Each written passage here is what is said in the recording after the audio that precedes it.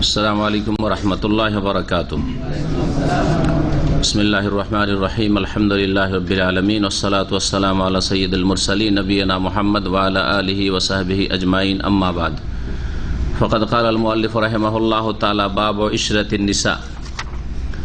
عن أبي هريرة رضي الله عنه قال قال رسول الله صلى الله عليه وسلم ملعون من أتى امرأة في دبرها رواه أبو داود والنسائي واللفظ له ورجاله ثقات لكن وإلا بالإرسال. عن ابن عباس رضي الله تعالى عنهما قال قال رسول الله صلى الله عليه وسلم لا ينظر الله إلى رجل أتى رجلا أو امرأة في دبرها রাওয়াহু তিরমিজি one নাসাই ওয়া ইবনে হিব্বান ওয়া উইল্লা বিল ওয়াকফ। মহান আল্লাহর সমস্ত প্রশংসা যে আল্লাহ পাক রব্বুল আলামিন মানুষকে সৃষ্টি করেছেন এবং তাদেরকে নর এবং নারীতে ভাগ করেছেন। আল্লাহ পাক রব্বুল আলামিন যেমন পুরুষকে নারী জাতির মুখাপেক্ষী মুহতাজ করেছেন, তেমনি নারীদেরকেও পুরুষদের মুখাপেক্ষী করেছেন। একজনকে অপরজনের জন্য, পুরুষকে নারীর জন্য, নারীকে পুরুষের জন্য পরিপূরক হিসাবে আল্লাহ পাক রব্বুল আলামিন সৃষ্টি করেছেন।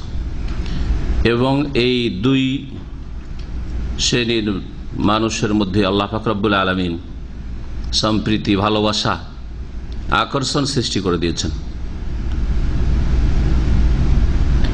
এই ভালোবাসা যাতে করে বৈধ পথে হয়, শরীয়তের ভিত্তিতে হয়, আল্লাহ পাকের সন্তুষ্টির ভিত্তিতে হয়, আল্লাহ পাককে অসন্তুষ্ট না করে, যার জন্য আল্লাহ পাক রব্বুল আলামিন বিবাহের সুব্যবস্থা করেছেন।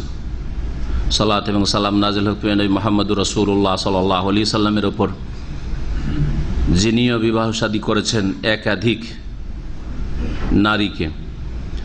এবং আম্বিয়া রসুলগণের সুন্নত হচ্ছে বিবাহ শাদী করা। তারা বিয়ে করেছেন, তাদের সন্তান সন্ততি ভূমিষ্ঠ হয়েছে। আল্লাহ পাক কোরআন কারীমে বিষয়টি উল্লেখ করেছেন। আমাদের আজকের বুলুগুল মারামে আলোচনার বিষয়বস্তু বিবাহ পর্বে নারীদের সাথে, স্ত্রীর সাথে সদ্ব্যবহার, সদাচরণ এ সম্পর্কে লেখক আল্লামা হাফেজ ইবনে হাজার রহমতুল্লাহ আলাইহি বলছেন বাবু ইশরাতিন নিসা। এই অধ্যায় হচ্ছে নারীদের সাথে সদ্ব্যবহার সম্পর্কে, সদাচরণ সম্পর্কে।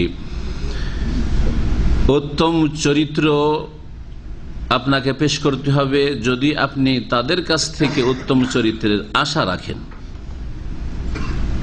এ হচ্ছে আল্লাহ পাক রব্বুল আলামিনের নির্দেশ কোরআনে কারীমে।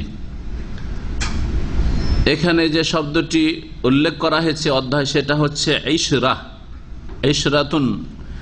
এই শব্দটির অর্থে ভাষ্যকারগণ বলেছেন সেটা হচ্ছে মেলামেশা, মানে একের অপরের সংসর্গে থাকা, সাথী সঙ্গী হওয়া এবং যোগাযোগ রাখা, সম্পর্ক রাখা, ভালোবাসা।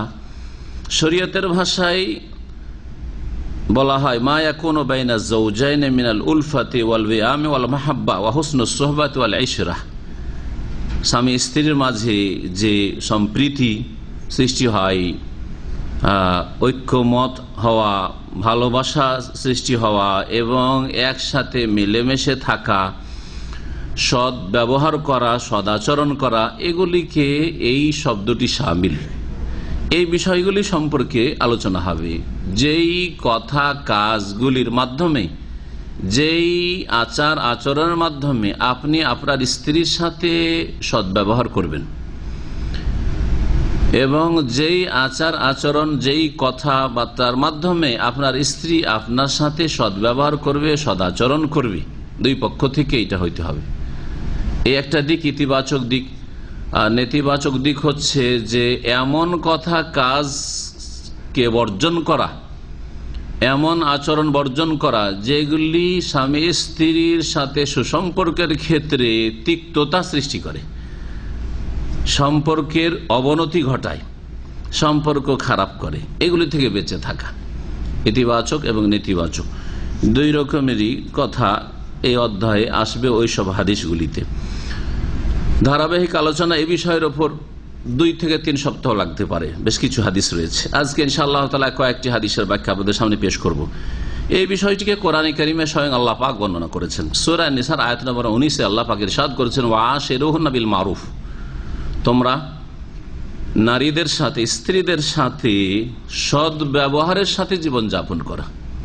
সৎ ব্যবহার করা, কথার দ্বারা সৎ ব্যবহার হয়, কাজের দ্বারা সৎ ব্যবহার হয়, চলাফেরার দ্বারা সৎ ব্যবহার হয়, তার সুখ দুঃখের খেয়াল রাখার মাধ্যমে সৎ ব্যবহার হয়। সেটা দুই পক্ষ থেকে হয়, শুধু কথাই যথেষ্ট না, শুধু কাজে যথেষ্ট না, শুধু পয়সায় যথেষ্ট না, পয়সা দিয়ে হয়। পয়সার ক্ষেত্রে কৃপণতা খুললে হয় না, সৎ ব্যবহার হয় না যেখানে প্রয়োজন রয়েছে। আবার পয়সার ক্ষেত্রে এত বেশি ডিমান্ড করলে, যদি স্ত্রী এত বেশি চাপ সৃষ্টি করে, পীড়াপিড়ি করে, যেই খরচ আপনার কাছে অপচয়, যেই খরচ আপনার কাছে অনেক বেশি, অথবা যেই খরচ আপনার জন্য বিরক্তিকর, যেই ব্যয়বহন, এত টাকা খরচ করা, এত টাকা নষ্ট করা, এত ফ্যাশন করা, যেটা আপনার আর্থিক যে সচ্ছলতা রয়েছে, আপনার যে ক্ষমতা রয়েছে তার চাইতে বেশি বোঝা, অতিরিক্ত বোঝা, এগুলি সম্পর্ককে খারাপ করে, এগুলি সম্পর্ককে খারাপ করে। তাহলে বোঝা গেল যে সৎ ব্যবহার কথাতে হয়, কাজেও হয়, ধন সম্পদের ক্ষেত্রে হয়, আচার আচরণের ক্ষেত্রে হয়, চলাফেরার ক্ষেত্রে হয়, বিশ্রামের সময়গুলির খেয়াল রাখার মাধ্যমে হয়, হ্যাঁ, কাজকর্মের ক্ষেত্রে সহযোগিতা, পরস্পর সহযোগিতার মাধ্যমে হয়।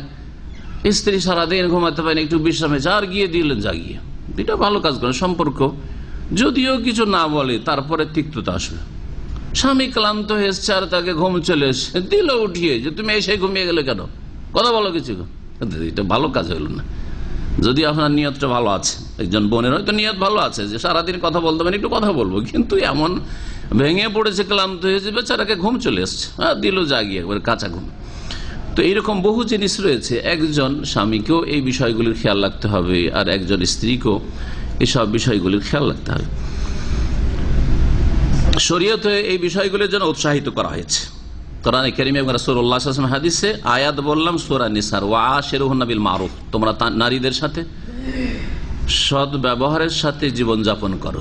যদি আপনি আপনার দাম্পত্য জীবনের গাড়িটাকে ঠিকভাবে গন্তব্য স্থান পর্যন্ত পৌঁছাতে চান, যে এর সাথে আমি সারা জীবনটা কাটাবো, এর সাথে আমার সুখটা হোক, আপনিও চান, আপনার স্ত্রীও চাই, তাহলে ভালো ব্যবহার করতে হবে, ভালো আচরণ করতে হবে।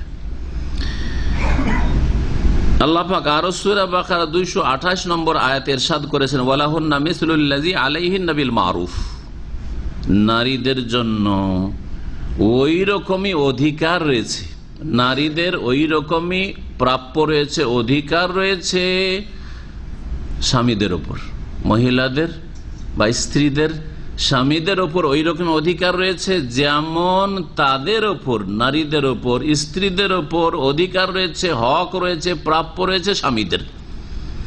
ওয়ালাহুন্না মিসলুল্লাযী আলাইহিন্না বিল মারুফ, তো দুই পক্ষ থেকেই হকের ক্ষেত্রে যেমন স্বামীর হক রয়েছে, অধিকার রয়েছে স্ত্রীর ওপর, যে আমার অধিকার এটা দিতে হবে তোমাকে, এই কাজগুলি করতে হবে, এই আচরণটা করতে হবে, তেমন তারও অধিকার রয়েছে যে আপনার কাছে তার ন্যায্য অধিকার রয়েছে, সে আপনার কাছ থেকে ভিক্ষা পায় না, আপনার দয়ার আশা করে নেই, আল্লাহ পাক ফরজ করেছেন আপনার উপর যে তার সাথে আপনি ভালো আচরণ করবেন, ভালো করে মনে। এই ক্ষেত্রে কিন্তু সমান আল্লাহ পাক করেছেন, এই ক্ষেত্রে আল্লাহ পাক সমান করেছেন।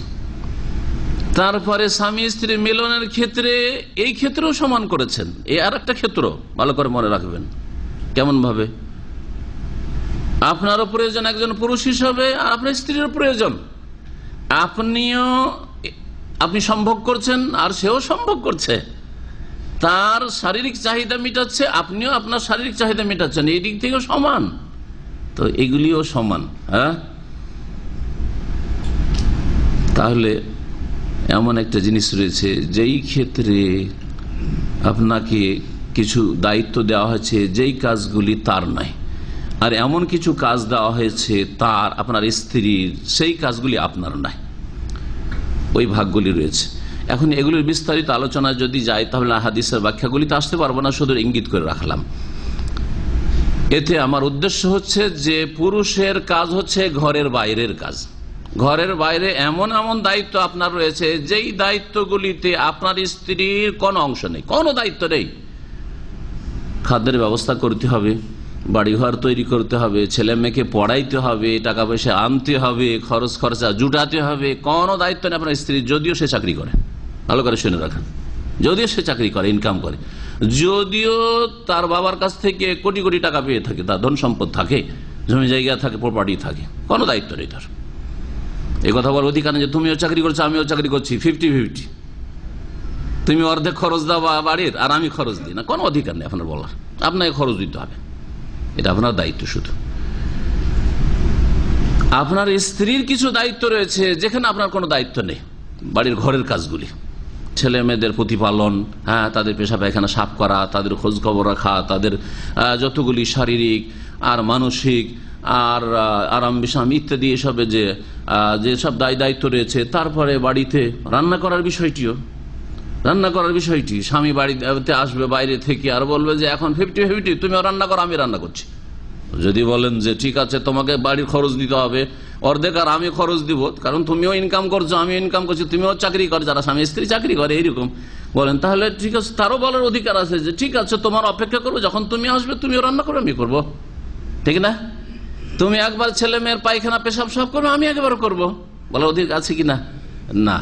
বাড়ির কাজগুলি সবগুলি স্ত্রী করতে হবে, আর বাড়ির বাইরের কাজগুলি, ভরণ পোষণের দায়িত্ব সবগুলি স্বামীকে করতে হবে। এইভাবে আল্লাহ পাক ভাগ করে দিয়েছেন। এটা হচ্ছে দিন ইসলামের পারিবারিক কাঠামো, ইসলামিক পরিবার। তো ফিরে আসি সৎ ব্যবহারের দিকে, যেটা আসল বিষয়। নবী করিম সাল্লাল্লাহু আলাইহি ওয়াসাল্লাম বলেছেন, খাইরুকুম লিআহলিহি, তোমাদের মধ্যে সবচাইতে ভালো মানুষ ওই সব লোকেরা যারা নিজের পরিবারের কাছে, স্ত্রীর কাছে ভালো মানুষ। আপনার স্ত্রী যদি আপনাকে ভালো বলে তো জানতে হবে আমি ভালো, কারণ আমার স্ত্রী কখনো আমার দুর্নাম করে নাই, আমার বিরুদ্ধে কোনো সময় অভিযোগ করে নাই, কোথাও গিয়ে বান্ধবীর কাছে অভিযোগ করেনি, অথবা তার বোনদের কাছে ভাইদের কাছে অভিযোগ করেনি, তার বাপ মায়ের কাছে গিয়ে অভিযোগ করেনি, আমার বাপ মার কাছেও কখনো নালিশ করেনি যে তোমার ছেলে এরকম জুলুম অত্যাচার করছে বা আমাকে কষ্ট দিচ্ছে। তাহলে আপনি ভালো মানুষ, সবসময় পজিটিভ বলেছে আপনার সম্পর্কে। তাহলে এখন আপনারা যারা বিবাহ করেছেন বুঝেন যে আপনার সম্পর্কে যদি অভিযোগ উঠে মাঝে মধ্যে, তাহলে জানবেন যে আপনার চরিত্রে ত্রুটি আছে, আপনার আচরণে ঘাটতি আছে। আর যদি আলহামদুলিল্লাহ প্রশংসা থাকে তাহলে খুব ভালো মানুষ আপনি। তাহলে এ হচ্ছে নবী করিম সাল্লাল্লাহু আলাইহি সাল্লামের কথা, যাতে একটি নীতিমালায় রয়েছে যে আপনার স্ত্রীর কাছে ভালো, আপনি ভালো। তবে স্ত্রী আল্লাহ ভীরু হইতে হবে। স্ত্রী বেনামাজি নামাজের চাপ দিলে তো ভালো বলবেন আপনাকে, ঠিক না? স্ত্রী কবর মাজার পূজারি যদি আর আপনি যদি বলেন মাজারে যেতে দেবো না, তাহলে তোমার ভালো বলবে না। হ্যাঁ, ভালো বলবে না। তুমি বেশি বুঝো, আমার ভাই হুজুর সে বেশি বুঝে। আমাদের এক ভাইয়ের তৈরি করেছে, ও ভাইয়ের কথা মানবে, ও স্বামীর কথা মানবেই না, মানলো না, 3 মেয়ে হয়ে গেছে, তারপরে মানলো না, তালাক নিয়ে চলে গেল। জানি না ওই ভাই থাকতেও পারে, যাই হোক, কিন্তু নাম উল্লেখ করছি না। তো কথা হচ্ছে যে না, এইরকম মহিলা না যারা দিনের বাইরে আছে, তৌহিদ সুন্নতের বাইরে আছে, ফরজ অজেব আদায় করার বাইরে আছে, হারাম নাজাইজ কাজে লিপ্ত আছে, বেহায় বেপরদা চলাফেরা করে, ওই সব মহিলাদের সার্টিফিকেটের কোনো প্রয়োজন নেই। ওই সব স্ত্রীদের সার্টিফিকেট কোনো মূল্য রাখে না। তবে একজন মোমেনা, মুসলিমা, আল্লাহ ভীরু, মুত্তাকিয়া যদি আপনাকে ভালো বলে স্বামী হিসাবে, তাহলে আপনি ভালো মানুষ। ওয়ানা খাইরুকুম লিআহলি, আর আমি তোমাদের মধ্যে সবচাইতে ভালো মানুষ আমার পরিবারের কাছে। রাসূলুল্লাহ বলছেন আমি আমার পরিবারের কাছে সবচাইতে ভালো মানুষ। তো রাসূলুল্লাহ সাল্লাল্লাহু আলাইহি ওয়াসাল্লাম সবচাইতে ভালো মানুষ পরিবারের কাছে, আপনাকে আপনার পরিবারের কাছে সবচাইতে ভালো মানুষ হওয়ার চেষ্টা করতে। স্বামীকে আল্লাহ পাক রব্বুল অতিরিক্ত যে বিষয়টি দিয়েছেন যা স্ত্রীকে দেননি, সেটা হচ্ছে নেতৃত্বকে আল্লাহ পাক ভাগ করেননি। অনেক সময় দেখা যায় স্বামীর চাইতে স্ত্রীর ডিগ্রি বেশি আছেন আজকালকার জামানে, বিশেষ করে স্কুল কলেজে মহিলাদেরকে উচ্চশিক্ষায় দেওয়ার কারণে দেখা গেল যে মাস্টার ডিগ্রি পেয়ে গেছে মহিলা, আর স্বামী তো মাস্টার ডিগ্রি কেন, ব্যাচেলারও পাওয়া যায় না। শেষে দেখলো যে এই লোকটার টাকা আছে, যদিও মাধ্যমিক পাস, টাকা দেখি দে, বয়স হয়ে যাচ্ছে 25-30 হয়ে গেল, উপায় নাই, তাই না? হচ্ছে না হচ্ছে মেডিকেলের ডাক্তার, স্পেশালিস্ট এখানে, আর ওর স্বামী বিএ পাসও না, এরকম আছে। এসে তার হাউস ড্রাইভার, আরও বাচ্চাগুলোকে বাড়িতে দেখাশোনা করে, এরকম আছে এখানে। বিভিন্ন দেশের আছে, মিশরের আছে, আপনার অন্য দেশেরও আছে, বিভিন্ন দেশের আছে। তো কথা হচ্ছে যে এখন যদি ডিগ্রির ভিত্তিতে, শিক্ষাগত যোগ্যতার ভিত্তিতে অথবা পয়সা ইনকামের ভিত্তিতে যদি বলে যে আমার যেহেতু ইনকাম বেশি, আমার যেহেতু কোয়ালিফিকেশন বেশি, সেই জন্য আমি নেতৃত্ব দেবো, চলবে? চলবে না। নারীদের নেতৃত্ব বাড়িতে নয়, বাইরেও নেই।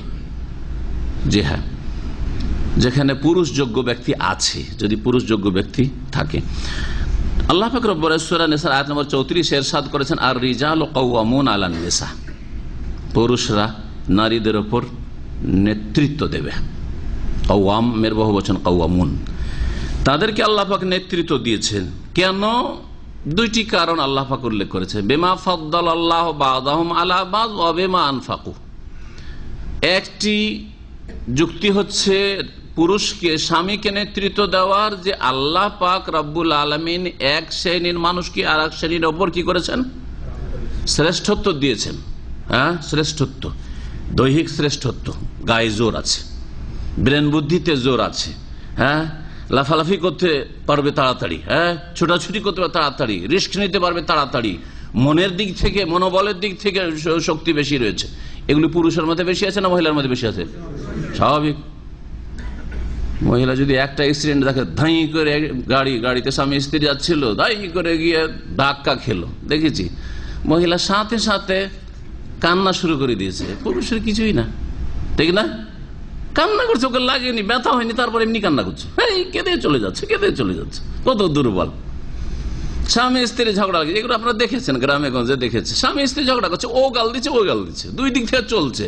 5 মিনিট 7 মিনিট 10 মিনিট হওয়ার পরে স্বামীর রাগ বাড়তে আছে, ও গাল দিতে আছে, আর এ কাঁদতে শুরু করেছে। কেন কাঁদবে? কখন দেখেছেন যে পুরুষটা কাঁদছে ঝগড়া করে? ঝগড়া করে কাঁদবে না, গাল খেলেও কাঁদবে না, মার খেলেও কাঁদবে না। যদি স্ত্রীর কাছে মার খেয়ে যায় তাও কাঁদবে না পুরুষ, তাহলে ওর গায়ে জোর আছে।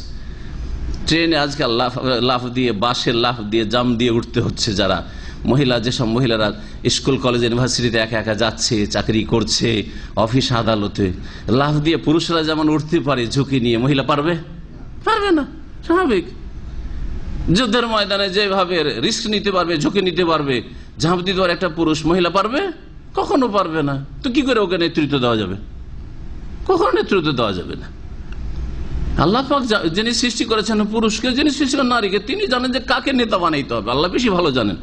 আলা ইয়ালামু মান খালাকা, সূরা মুলক আল্লাহ বলছে, যিনি সৃষ্টি করেছেন তিনি জানেন না যে কাকে নেতা বানাইতে হবে? অবশ্যই তিনি জানেন।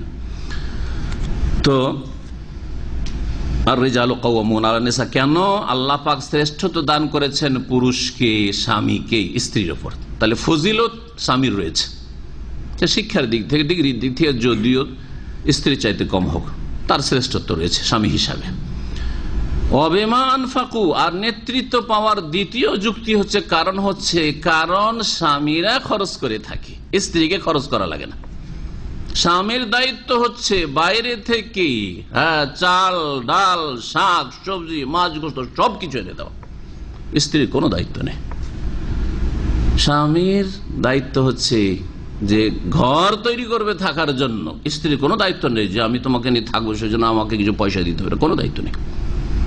সবকিছু দায়িত্ব বিমা আনফাকু, খরচ করতে হবে যেহেতু পুরুষকে, স্বামীকে, সেই জন্য আল্লাহ পাক নেতৃত্ব। স্বামীর বড় মর্যাদা রয়েছে, স্বামীর বড়ই মর্যাদা রয়েছে, এতে কোনো সন্দেহ নেই। আজকালকার জামানায় এই মর্যাদার অধিকাংশ বোনেরা খেয়াল রাখে না, মনে করে যে আমার একজন সঙ্গী, ঝগড়া হইলে সমান সমান জবান চলে, হ্যাঁ, তর্ক বিতর্ক শুরু হইলে চুপ থাকতে চাই না, যদি স্বামী রেগে যায় তো সেই সময় চুপ হয়ে যাবে। তো না, যতটা সে কথা ততটাই বলতে হবে, প্রত্যেক কথার উত্তর দিতে হবে। এগুলো বেয়াদবি। তারপরে এগুলিতে কোনোদিন শান্তি পাওয়া যায় না, বরং তার আদব এহতেরাম, শ্রদ্ধা সম্মানের খেয়াল রাখতে হবে। এটা হচ্ছে শরীয়তের কথা। শরীয়তে স্বামী স্ত্রীর অধিকার সম্পর্কে কিছু কথা ইমাম ইবনে তাইমিয়া রাহমাতুল্লাহ আলাইহি উল্লেখ করেছেন, আপনাদেরকে শোনাই। তিনি বলছেন, প্রথম, স্ত্রীর ওপর স্বামীর অধিকার সম্পর্কে, হুকুকুজ জাওজি আলা জাওজাতিহি, স্বামীর অধিকার স্ত্রীর ওপর।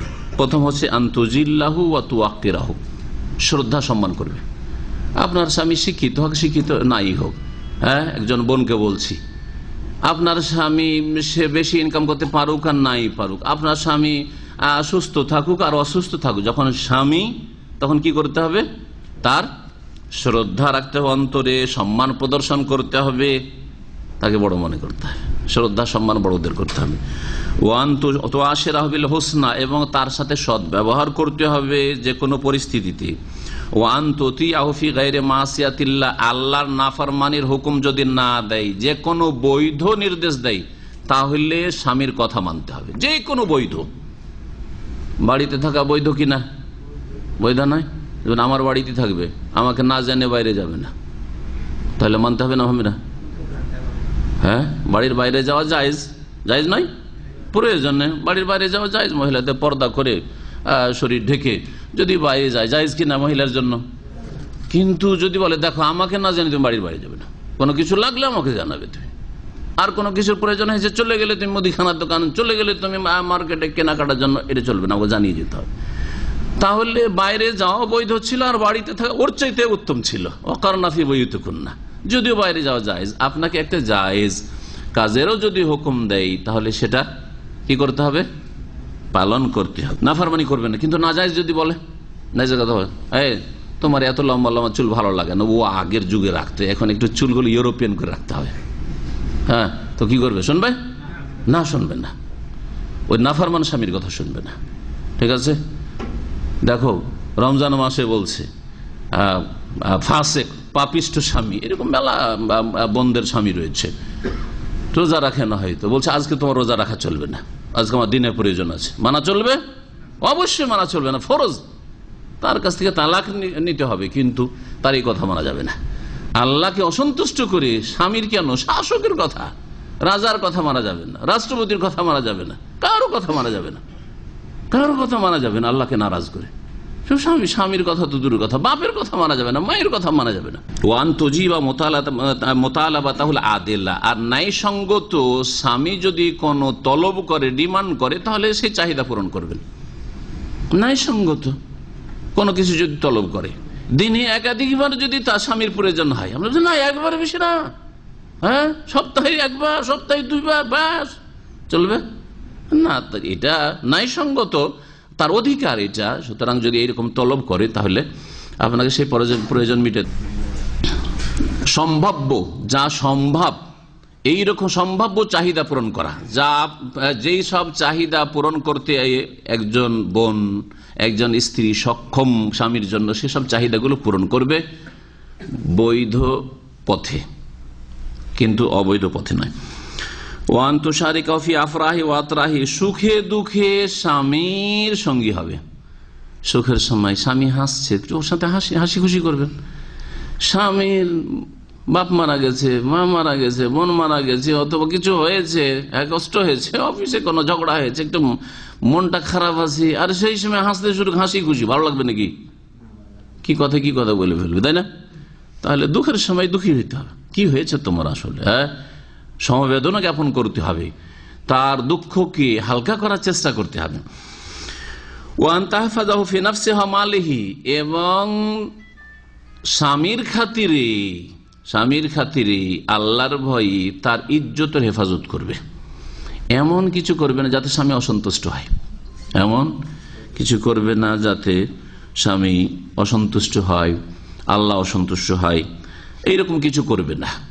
স্বামী বলছে পর্দার মধ্যে থাকি, স্বামী হয়তো কারোর সাথে কথা বলা জায়েজ, পর্দার আড়াল থেকে কথা বলা জায়েজ, জায়েজ নয় প্রয়োজনের কথা, পর্দার আড়াল থেকে প্রয়োজনের কথা যে কোনো মহিলার যে কোনো পুরুষের সাথে জায়েজ রয়েছে, যদি ফিতনার আশঙ্কা না থাকে আর ফিতনার কোনো কথা না হয়, প্রয়োজনের কথা, সে টেলিফোনে হোক অথবা দরজার বাইরে আসছে ভেতর থেকে জবাব দেওয়া হোক ইত্যাদি, দাঁড়িয়ে বোরখা পরে আছে কথা বলা হোক, জায়েজ রয়েছে। হ্যাঁ, বসে হোক, সামনে বসে, ফিতনার আশঙ্কা না থাকে, যদি একাধিক মানুষ থাকে ফিতনার আশঙ্কা নেই, দুইজন নির্জনতা অবলম্বন হইলে ফিতনার আশঙ্কা রয়েছে, কিন্তু একাধিক মহিলা আছে আর পুরুষ আছে, কোনো প্রয়োজনের কথা বলা জায়েজ। কিন্তু যদি স্বামী বলে যে না, এইরকম কথা বলা তোমার অমুকের সাথে চলবে না, অথবা অপর পুরুষের সাথে চলবে না, স্বামী নিষেধ করেছে।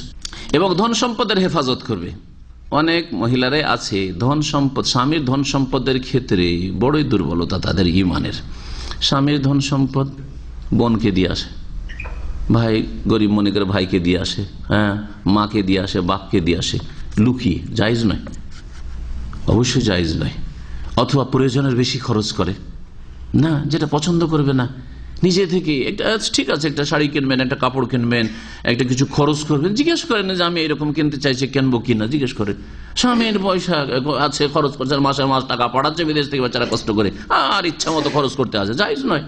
যতক্ষণ পর্যন্ত আপনি অনুমতি না নেবেন। তার ধন সম্পদের হেফাজত করতে হবে, ছেলে মেয়েদের হেফাজত করতে হবে, বাড়ি ঘর ওয়ান তাসুনাবাই, তো বাড়ি ঘরের হেফাজত করতে হবে। বাড়ি ঘরকে ময়লা আবর্জনা করে রেখেছেন, বাড়ি ঘরের কোনো যত্ন নেন না, এটা অসন্তুষ্ট করবে স্বামীকে। বাড়িতে ঢুকতে দেখা যাচ্ছে এলো মেলো হয়ে সবকিছু পড়ে রয়েছে।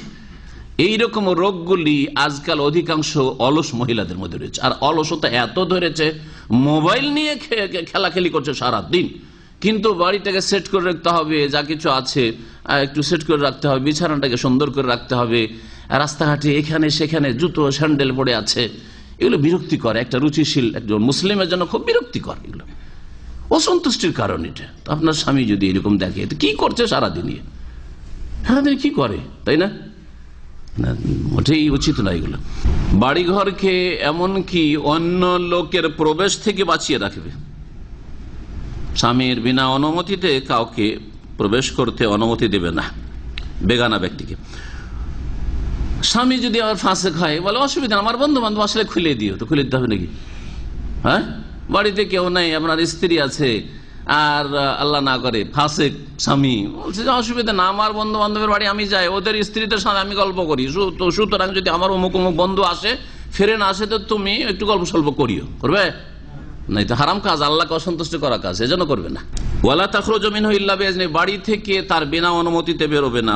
ওয়ালা তাতাযায়্যানা লিসাওয়া, স্বামী ছাড়া অন্যের সামনে একটু সাজাকুজা করা, এটা করবে না। সাজবে স্বামীর সামনে। আমাদের দেশের অধিকাংশ মহিলারা উল্টা করে, স্বামীর সামনে যত পুরাতন কাপড় ওগুলো পরে, আর যখন বান্ধবীদের সাথে স্বামীর বন্ধুর বাড়িতে খাওয়া দাওয়ার দাওয়াত, পার্টি আছে, বিবাহের দাওয়াত আছে, খাতনার দাওয়াত আছে, চামড়া কাটা দাওয়াত আছে, তখন দেখেন কেমন দামি দামি শাড়ি পরে আর মেকআপ করে যায়, ঠিক না? তো অন্যের জন্য সাজে, অন্যের জন্য সাজা জায়েজ নয়। অন্য লোকের নজর পড়ার যেখানে আশঙ্কা আছে, জায়েজ নয় যে অন্যের জন্য সাজবে। স্বামীর জন্য মেকআপ করবে, স্বামীর জন্য দামি কাপড়টা, সবচেয়ে দামি কাপড়টা পরবে স্বামীর জন্য, ঠিক আছে। রান্নাঘরে কাজ করার সময় সাধারণ কাপড় পরলো, কিন্তু রান্নাঘর থেকে যখন স্বামীর ঘরে আসলো তখন ভালো কাপড় পরবে। সেন্ট লাগাবে বাড়ির মধ্যে, বাইরে যাওয়ার জন্য সেন্ট লাগাই, এমন স্প্রে করে যে সুবহানাল্লাহ, রাস্তাতে যেখান দিয়ে মহিলা গেছে একেবারে সুগন্ধিতে ভরা। জানিয়া নবী সাল্লাল্লাহু আলাইহি ওয়াসাল্লাম এদেরকে কি বলেছেন? ব্যভিচারকারিনী বলেছেন। যদি কোন মহিলার শরীর থেকে, কাপড় থেকে রাস্তাঘাটে অপর পুরুষ সেন্ট পায় আতরের, সুগন্ধির, তাহলে ফাহিয়া কাজা ওয়া কাজা আহেরা, সে হচ্ছে ব্যভিচারিণী। এটা স্বামীর সামনে করতে হবে, স্বামীর ঘরে। আজকে আমি বাইরে যাব না, ঠিক আছে, আজকে আমার স্বামীর ছুটির দিন, আজকে সারাদিন স্বামী বাড়িতে থাকবে, আর কোনো দেবর ভাসুরও নাই বাড়িতে, সুতরাং খুব লাগাকে স্প্রে, আর খুব সেন্ট লাগাক, মেকআপ করুক, বারবার করে মেকআপ করুক। বারবার মানে এই না যে ইবাদত বন্দেগী নেই, জিকির আজকার নেই, ফরজ ছেড়ে দিয়ে। আবার এটাও শুরু হয়েছে আজকাল, হ্যাঁ, ফরজ বাদ দিয়ে ওই কাজে লেগে আছে। একবার যদি একটু বাথরুমে গেছে, আর এবারে মেকআপটা ছুটে গেল, একটু কুলি করতে গিয়ে মেকআপ ছেড়ে আবার লাগাইতে শুরু করলো। দিনে কতবার লাগে, তাই না? স্বামীর সামনে সাজবে। ওয়াতাতাজান্নাবু মা ইউগযিবুহু, স্বামীকে অসন্তুষ্ট করে এমন কথা, কাজ, আচার আচরণ থেকে বেঁচে থাকবে, সেগুলিকে অ্যাভয়েড করবে। ওয়াল্লা তুলিহা আলাইহি ফি তালাবিন মুরহাক, আর এমন কোন ডিমান্ড স্বামীর কাছে করবে না যেটা তার জন্য কষ্টকর হয়ে যায়। বিদেশে আছেন আপনারা, কত কষ্ট করে যে ইনকাম করছেন, কিন্তু দেশের মানুষরা কি মনে করে যে সৌদি আরবের রিয়ালের গাছ আছে, ছিঁড়লেই হইলো, খালি ছিঁড়তে পারলেই হইলো, তাই না? বাপও মনে করে, মাও মনে করে, স্ত্রীও মনে করে, আত্মীয় স্বজন তো মনে করে, যতই দেন মন ভরাইতে পারবেন না। আরো শুধু হালমিম মাজিদ, হালমিম মাজিদ, ওই জাহান্নামের কথা দুনিয়াতে এরা বলে। জি হ্যাঁ, আর আছে কি দিল আমাকে, একটা টুপি দিয়েছে, কে বলছে একটা তসবি দিয়েছে, কে বলছে একটা আমাকে কি রে জায় নামাজ দিয়েছে, কি জায় নামাজ দিয়েছে, আউযুবিল্লাহ। আর আপনার এদিকে অবস্থা খারাপ, এগুলো কিনতে কিনতে 2000 রিয়াল গেছে, 2 মাসের বেতনই হইতে গেছে।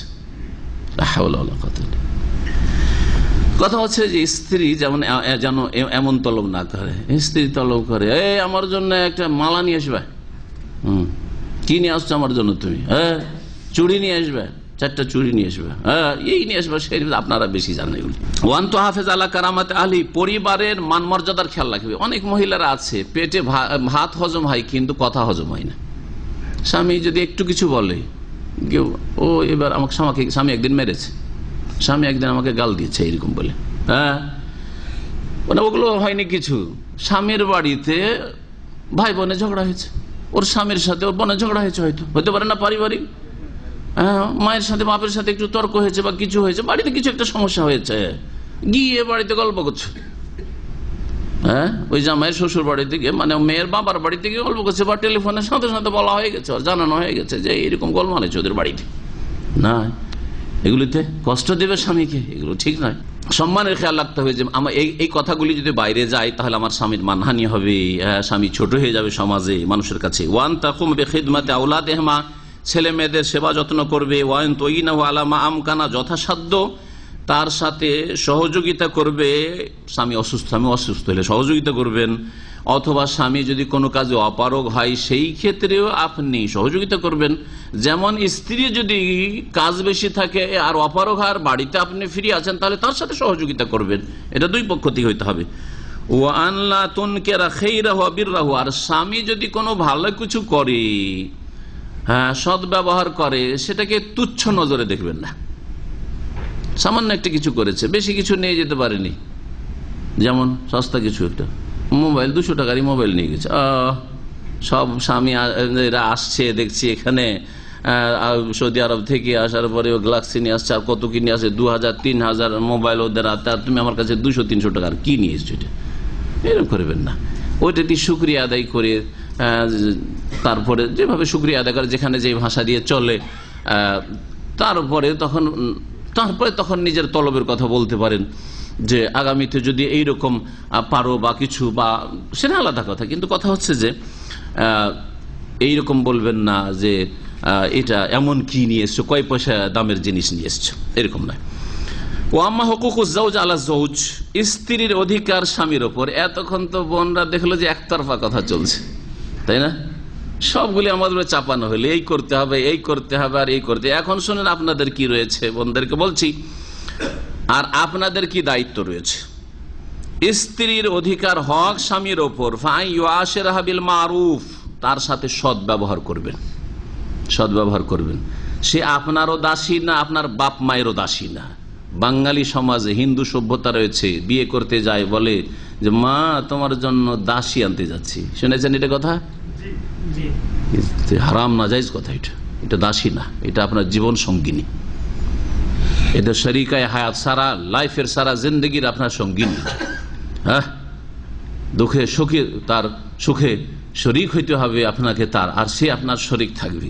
কি করে দাসী বলছেন? আপনারও দাসী না তো আপনার বাপের আর মায়ের দাসী হত দূরের কথা, আপনার বাপ মায়ের দাসীর প্রশ্নই উঠে না।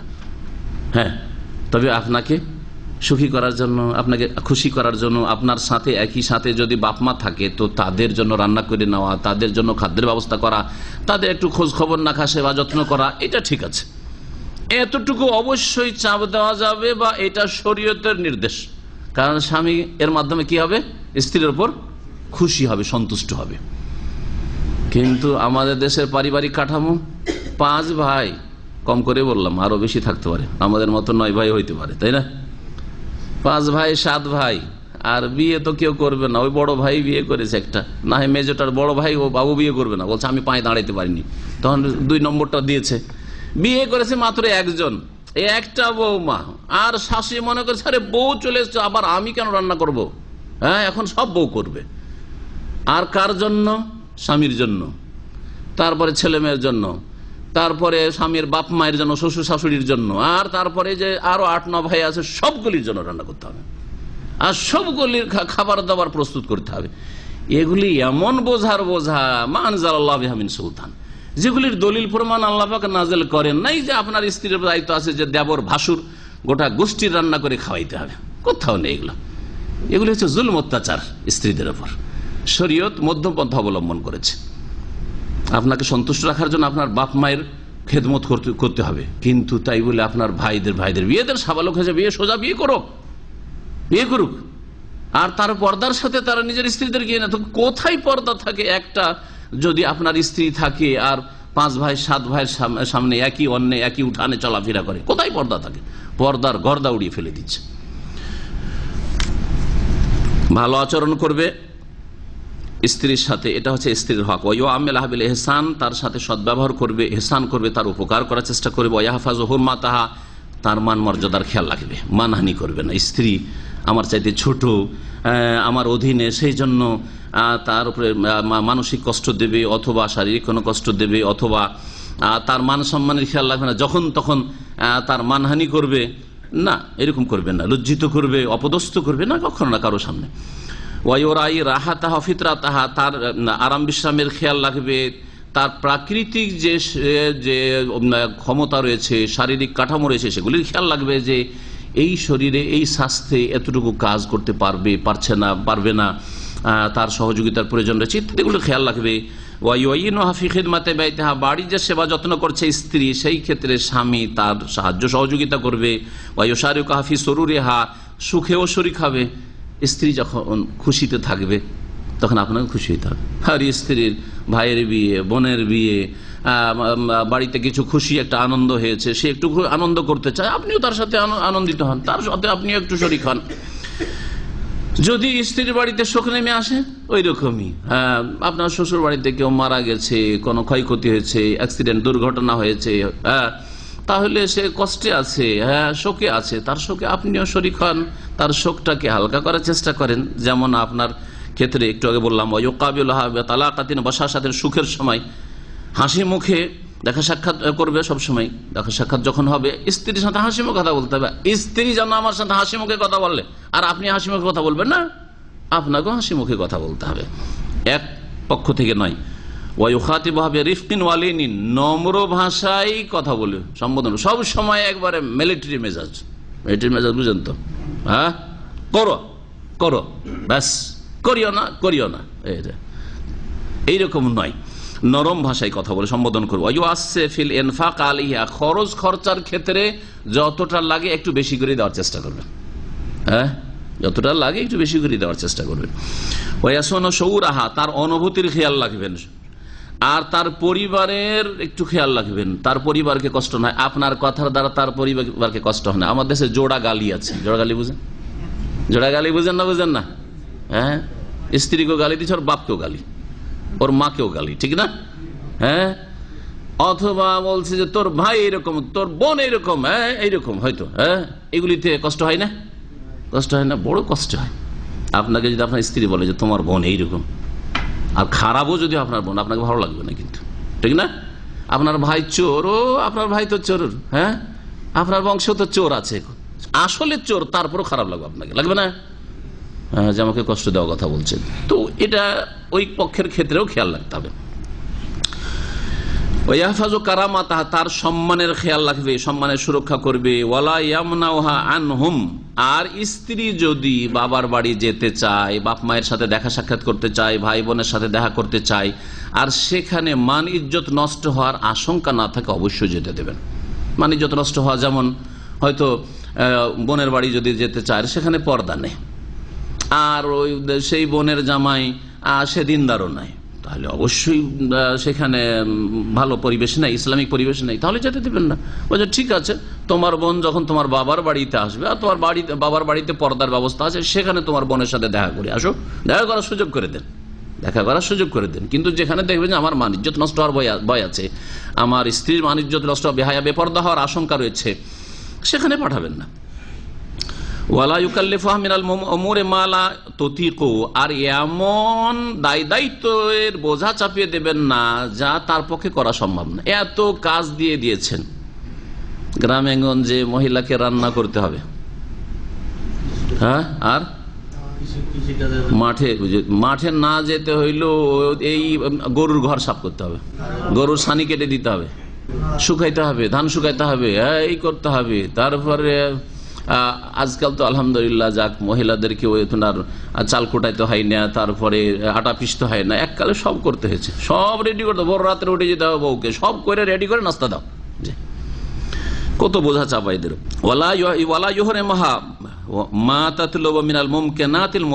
স্ত্রী যদি এমন কিছু আপনার কাছে তলব করে যেটা আপনি দিতে সক্ষম, পয়সা আছে দিতে পারবেন তো দেন, যদি একটা ভালো মোবাইল দাও আমাকে, অসুবিধা কি, দিতে পারবেন, আপনি নিজে ব্যবহার করছেন দিতে পারবেন না, অবশ্যই দিতে পারবেন। আমাকে একটা মালনা দাও, দিতে পারবেন তো দেন। ওয়াইশরিকা মাসালিহিল মুশতারাকা, আর যেগুলি দুইজনের স্বার্থ, এই কাজগুলিতে, এই কাজগুলি করলে এতে আমারও ফায়দা আছে, আমার স্ত্রীর ফায়দা আছে, ওগুলোতে আপনি শরীক হবেন। দিন সম্পর্কে আপনার স্ত্রী যদি না জানে মাসলা মাসাইল, শিখাবেন, এটা ফরজ। ফরজ নামাজ আদায় করছে কিনা খোঁজ খবর রাখবেন ভালো করে, হারাম থেকে বাঁচছে কিনা আপনার স্ত্রী ভালো করে খোঁজ খবর রাখবেন, পর্দা আমার বাড়িতে করে কিন্তু শ্বশুর বাড়ি গেলে করে কিনা খোঁজ খবর রাখবেন, এগুলি আপনার ফরজ দায়িত্ব। যদি স্ত্রী কখনো রেগে যায়, গরম হয়ে গেছে, মাঝে মাঝে হয় যে স্ত্রীর মেজাজ গরম হয়ে গেছে, তাহলে কি করবেন আপনি? আরো বেশি গরম হয়ে যাবেন, গরম দিয়ে গরম দূর করবেন নাকি? না, বরং ধৈর্য ধারণ করবেন। এক পক্ষ যদি চুপ হয়ে যায় তাহলে অনেক তালাকের হার কমে যাবে। যখন তর্ক বিতর্ক শুরু হবে একজন চুপ হয়ে যেতে হবে, এটা হচ্ছে তারিকা। যদি দেখেন যে আমার স্ত্রী বেশি রেগে গেছে, আমি এখন ঠান্ডাতে আছি, তাহলে আপনি থেমে যান, চুপ হয়ে যান। ওখানে যদি থেমে শুনতে না পারেন, যে শুনলে আমি বেশি গরম হয়ে যাবো, তো একটু বেরিয়ে চলে যান, আর শুনবো না ওইসব কথা।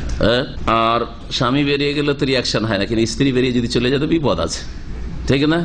গাল দিচ্ছে, ও যদি গাল শুনবে না বেরিয়ে চলে যায় তো মার খেতে হবে, জানতেই যাবে হয়তো যে শুনবি না তুই, তোকে এই সামনে গাল দিব তোকে, আর মারবো। এই সব জুলুম চলে এক শ্রেণীর স্বামীদের পক্ষ। এক কথায় ধৈর্য ধারণ করতে হবে। ওয়ালা ইউহরিমু হাক্কান মাশরুআন লাহা, শরীয়ত সম্মত কোনো অধিকার যদি থাকে তা থেকে বঞ্চিত করবেন না। ওয়া হুরিয়াতা, তার স্বাধীনতার খেয়াল রাখবেন। স্ত্রীর স্বাধীনতা, নারী স্বাধীনতা সম্পর্কে আমার একটা বক্তব্য আছে। কতটুকু স্বাধীনতা আছে? হ্যাঁ, স্বাধীনতা আছে। যদি সে দিন শিখতে চায়, দিন শিখতে নিয়ে যাবেন। আপনার স্ত্রী আসতে চায়, চলেন আমি ইসলামিক সেন্টারে, বলছেন না আমার সময় নেই, তো যাই, তাহলে আমি আমার অমুক বোনের সাথে যাবো, না তুমি যেতে পারবে না। আরে কেমন কথা? না, যে অধিকার, তার স্বাধীনতা আছে ইসলাম শিখা তার ফরজ। হ্যাঁ, তো যেই স্বাধীনতার আল্লাহ পাক দিয়েছেন স্ত্রীদের, ওই স্বাধীনতার ক্ষেত্রে তাকে বাধা দেওয়া চলবে না, কিন্তু শরীয়তের আওতাতে থেকে আর দিনের আওতাতে থেকে। এখন চাকরির ক্ষেত্রে তখন মাসলা মাসাইল আসবে, দেখতে হবে যদি শুধু মহিলাদের মধ্যেই চাকরি বাকরি হয় আর সেখানে কোন পুরুষের, যেমন সৌদি আরবে মহিলা মাদ্রাসাগুলিতে রয়েছে, আর চাকরি করতে চাই, সেই ক্ষেত্রে অনুমতি দেওয়া যেতে পারে। আবার যদি স্বামী মনে করে যে না আমি অনুমতি দেব না, তাও জায়েজ রয়েছে। এই বিষয়গুলিতে দ্বিমত রয়েছে। তবে এই রকম ক্ষেত্রে স্বাধীনতা দিলে যদি কোনো ক্ষয়ক্ষতির আশঙ্কা না থাকে দিতে পারেন। অধিকাংশ মহিলারা যারা চাকরি করে তাদের সম্পর্কে শুনেন, তাদের টাকা পয়সা ফরজ কাজে লাগে না, ফরজ আদায় করার ক্ষেত্রে লাগে না, শুধু কিসে লাগে? মেকআপে খরচ হয়ে যায়, ফ্যাশনে খরচ হয়ে যায়। অতিরিক্ত যে খরচগুলি রয়েছে কামালিয়াত আরবিতে বলা হচ্ছে, এইগুলিতে খরচ হয়ে যায়। মেকআপ, দামি দামি সেন্ট, আর দামি দামি কাপড় চোপড়। হ্যাঁ, কারণ টাকা তো মহিলার হাতে, যার ফলে এই টাকা কখনো দেখেছেন যে একটি মেয়ে চাকরি করে খুব কম, হাজারে একটা পাবেন না, আছে দুই একটা আছে, ওগুলোকে আজকাল খুব হাইলাইট করা হচ্ছে।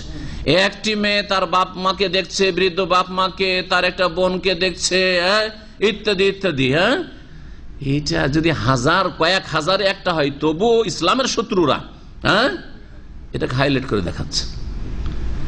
আর সমস্ত পুরুষ লোক প্রায় বাপ মার দেখাশোনা করছে, বোনদের দেখাশোনা করছে, প্রায়গুলি আমাদের দেশে, প্রায় ইল্লা মাশাআল্লাহ অল্প কিছু লোক যারা বেদিন আল্লাহকে ভয় করে, পরকাল সম্পর্কে চিন্তাশীল নয়, তারা হয়তো বোনকে অসহায় ছেড়ে দিয়েছে, ছোট ভাইকে অসহায় ছেড়ে দিয়েছে, বাপ মাকে অসহায় ছেড়ে দিয়েছে। তাহলে দেখেন, একটা পুরুষ লোক চাকরি করলে তার দ্বারা দারিদ্র মোচন হচ্ছে, আর্থিক সমস্যার সমাধান হচ্ছে, আর মানুষের প্রয়োজন মিটছে। কিন্তু একটা মহিলাকে চাকরি দিয়ে এইসব কাজ হচ্ছে না। এইরকমই স্ত্রী যদি অসুস্থ হয়, বলছেন শেখুল ইসলাম যে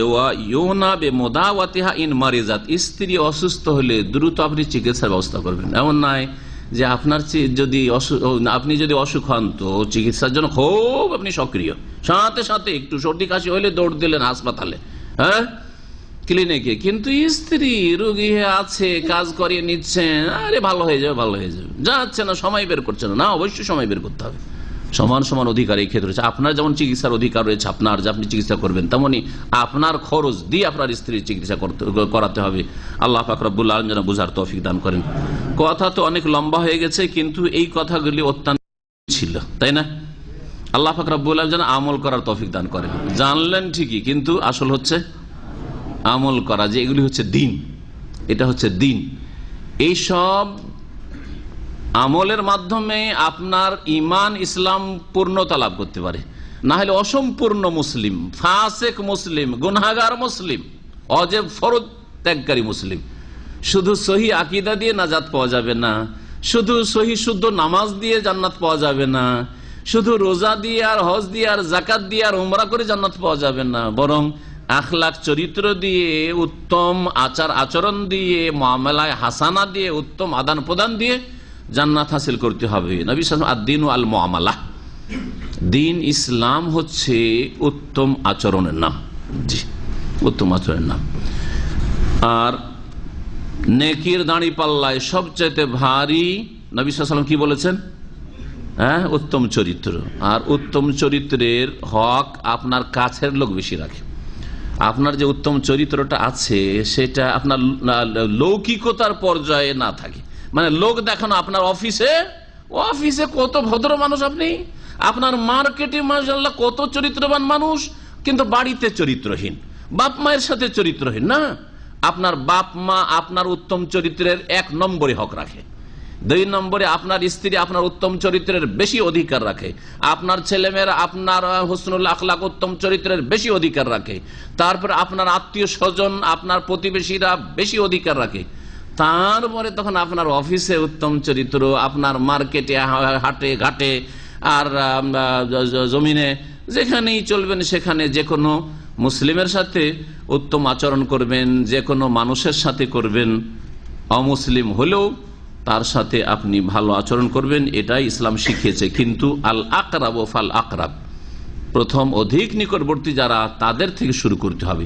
আপনার মা বাপ আপনার মিষ্টি কথা থেকে বঞ্চিত, আপনার স্ত্রী আপনার মিষ্টি কথা থেকে বঞ্চিত, ভালো আচরণ থেকে বঞ্চিত, আর আপনার যারা এখানে আপনার সাথী সঙ্গী রয়েছে, ফ্রেন্ড সার্কেল রয়েছে, অথবা আপনার পরিচিত লোকেরা রয়েছে, অথবা এখানে আপনার কর্মক্ষেত্রে যে সব কাজের সঙ্গী সাথী রয়েছে, তাদের সাথে আপনি ভালো আচরণ করেন, ওদের কাছে আপনার সুনাম আছে, এটা কোনো কাজে আসবে না। এই অধ্যায়ের প্রথম হাদিস আন আবি হুরায়রা রাদিয়াল্লাহু আনহু, আবু হুরায়রা রাদিয়াল্লাহু তাআলা আনহু থেকে বর্ণিত, তিনি বলেন ক্বালা রাসূলুল্লাহ সাল্লাল্লাহু আলাইহি ওয়াসাল্লাম, রাসূলুল্লাহ সাল্লাল্লাহু আলাইহি ওয়াসাল্লাম বলেছেন, মালউনুন মান আতা ইমরাআতান ফি দুবুরিহা, ওই ব্যক্তি অভিশপ্ত, ওই ব্যক্তির ওপর আল্লাহর লানত রয়েছে, আল্লাহ রাসূল সাল্লাল্লাহু আলাইহি ওয়াসাল্লামের লানত অভিসম্পাত রয়েছে। কে সেই ব্যক্তি? মান আতা ইমরাতান, যেই ব্যক্তি স্ত্রীর কাছে আগমন করে, ফি দুবুরিহা, তার পায়ুপথে যদি তার যৌন ক্ষুধা নিবৃত করে, যৌন ক্ষুধা দূর করে, আল্লাহ পাক যেই পথ দিয়েছেন সেই পথকে উপেক্ষা করে, তাহলে সেই স্বামী, সেই পুরুষ হচ্ছে মালাউন। কি মালউন? আরবি, শুদ্ধ আরবি, কিন্তু আমাদের দেশি ভাষায় কি বলে এটাকে? মালাউন। আমাদের দেশে শুধু মালাউন কাকে বলে? কাফেরকে বলে। আরে এটা মালাউন, হ্যাঁ, কাফের মালাউন না। যেই ব্যক্তি এই হারাম কাজ করে সে আল্লাহর কাছে মালাউন। সে ভালো করে শুনে রাখেন, সে মালাউন মানে আল্লাহর লানত রয়েছে। লানত কাকে বলা হয়? লানতের অর্থ কি? রহমত, আল্লাহর রহমত থেকে, দয়া থেকে বঞ্চিত ঘোষণা করা। আল্লাহ পাক তাঁর রহমত থেকে বঞ্চিত ঘোষণা করেছেন ওই ব্যক্তিকে যেই ব্যক্তি স্ত্রীর পায়ুপথ ব্যবহার করে। জি, আল্লাহ পাক যেন প্রত্যেক মুসলিমের হেফাজত করে, প্রত্যেক মুসলিমকে গুনহার কথা কাজ থেকে বেঁচে থাকা তৌফিক দান করে। হাদিস আবু দাউদের, নাসাইতে রয়েছে, আর এই হাদিসের বাক্যগুলি নাসাইর, এবং এই হাদিসের বর্ণনাকারীরা সবাই নির্ভরযোগ্য। কেউ কেউ হাদিসটার মধ্যে মুরসাল হওয়ার আপত্তি করেছেন, কিন্তু কথাটি ঠিক নয়। ভাষ্যকার বলছেন আল হাদিস ও সাহিহুন, এই হাদিসটি হচ্ছে সহি, বিশুদ্ধ হাদিস। ইমাম শাফিও বর্ণনা করেছেন এবং হাদিসটিকে শক্তিশালী বলেছেন। ইমাম বাইহাকি বর্ণনা করেছেন ইমাম শাফি থেকে, ইমাম তাহাবি বর্ণনা করেছেন, ইমাম খাত্তাবি, এবং এর সনদ সহি। এর বেশ কিছু সূত্র রয়েছে, সহি সূত্র। দ্বিতীয় হাদিস এই বিষয়ের সাথে সম্পর্কিত। আব্দুল্লাহ বিন আব্বাস রাদিয়াল্লাহু তাআলা আনহুমা থেকে বর্ণিত, তিনি বলছেন কালা রাসূলুল্লাহ সাল্লাল্লাহু আলাইহি ওয়াসাল্লাম, রাসূলুল্লাহ সাল্লাল্লাহু আলাইহি ওয়াসাল্লাম বলেন, লা ইয়ানজুরুল্লাহু ইলা রাজুলিন, ওই পুরুষের দিকে আল্লাহর রহমতের দৃষ্টিপাত করবেন না, রহমতের নজরে আল্লাহ পাক বিচার দিবসে তাকাবেন না ওই পুরুষের দিকে। আতা রাজুলান, যেই পুরুষ অন্য কোন পুরুষের সাথে সমকামিতায় লিপ্ত হলো, হ্যাঁ, যেই পুরুষ অন্য কোন পুরুষের পায়ুপথে আগমন করলো, আও ইমরাআতান, অথবা স্ত্রীর পায়ুপথে আগমন করলো, যৌন ক্ষুধা দূর করলো, আও আতা ইমরাআতান ফি দুবুরিহা, কোন স্ত্রীর, নিজের স্ত্রীর অথবা অন্য কোন পুরুষের যদি পায়ুপথে নিজের যৌন ক্ষুধা দূর করে, তার উপর কিয়ামতের দিন আল্লাহ পাক রহমতের নজর দেবেন না। তার মানে আল্লাহ পাকের কি হইতে থাকবে, তার উপর গজব হইতে থাকবে, ক্রোধ হইতে থাকবে। রহমতের বিপরীত হচ্ছে গজব। রহমত মানে দয়া, আর গজব মানে হচ্ছে ক্রোধ। গজব হইতে থাকবে, লানত অভিশাপ হইতে থাকবে। তাহলে আখিরাতে তো রেহাই পাবে না, কোথায় যাবে তাহলে? আল্লাহর রহমত হবে না, তো জান্নাতে যেতে পারবে? কারণ জান্নাত মানুষ নিজের আমল দিয়েও যাবে না। নবী সাল্লাল্লাহু আলাইহি ওয়াসাল্লাম হাদিসে বলেছেন আমলটা রহমত পাওয়ার উপায়, কিন্তু কি দিয়ে জান্নাতে যাবে? হ্যাঁ, লাইন ইয়াদখুলা আহাদুম মিনকুম আল জান্নাহ ইল্লা বিরহমাতিহি, তোমাদের কোন ব্যক্তি জান্নাতে যেতে পারবে না আল্লাহর রহমত ছাড়া। নবী করিম সাল্লাল্লাহু আলাইহি ওয়াসাল্লাম হাদিস, আল্লাহর রহমত ছাড়া। সাহাবারা জিজ্ঞাসা করে, ওয়ালা আনতা ইয়া রাসূলুল্লাহ, আপনি আল্লাহ রসুল, আপনার আমল দিয়ে, আপনার দাওয়াত দিয়ে, আপনার ইসলামের এই খেদমত দিয়ে, তারপরে আপনি আপনার আমল দিয়ে জান্নাত যেতে পারবেন না?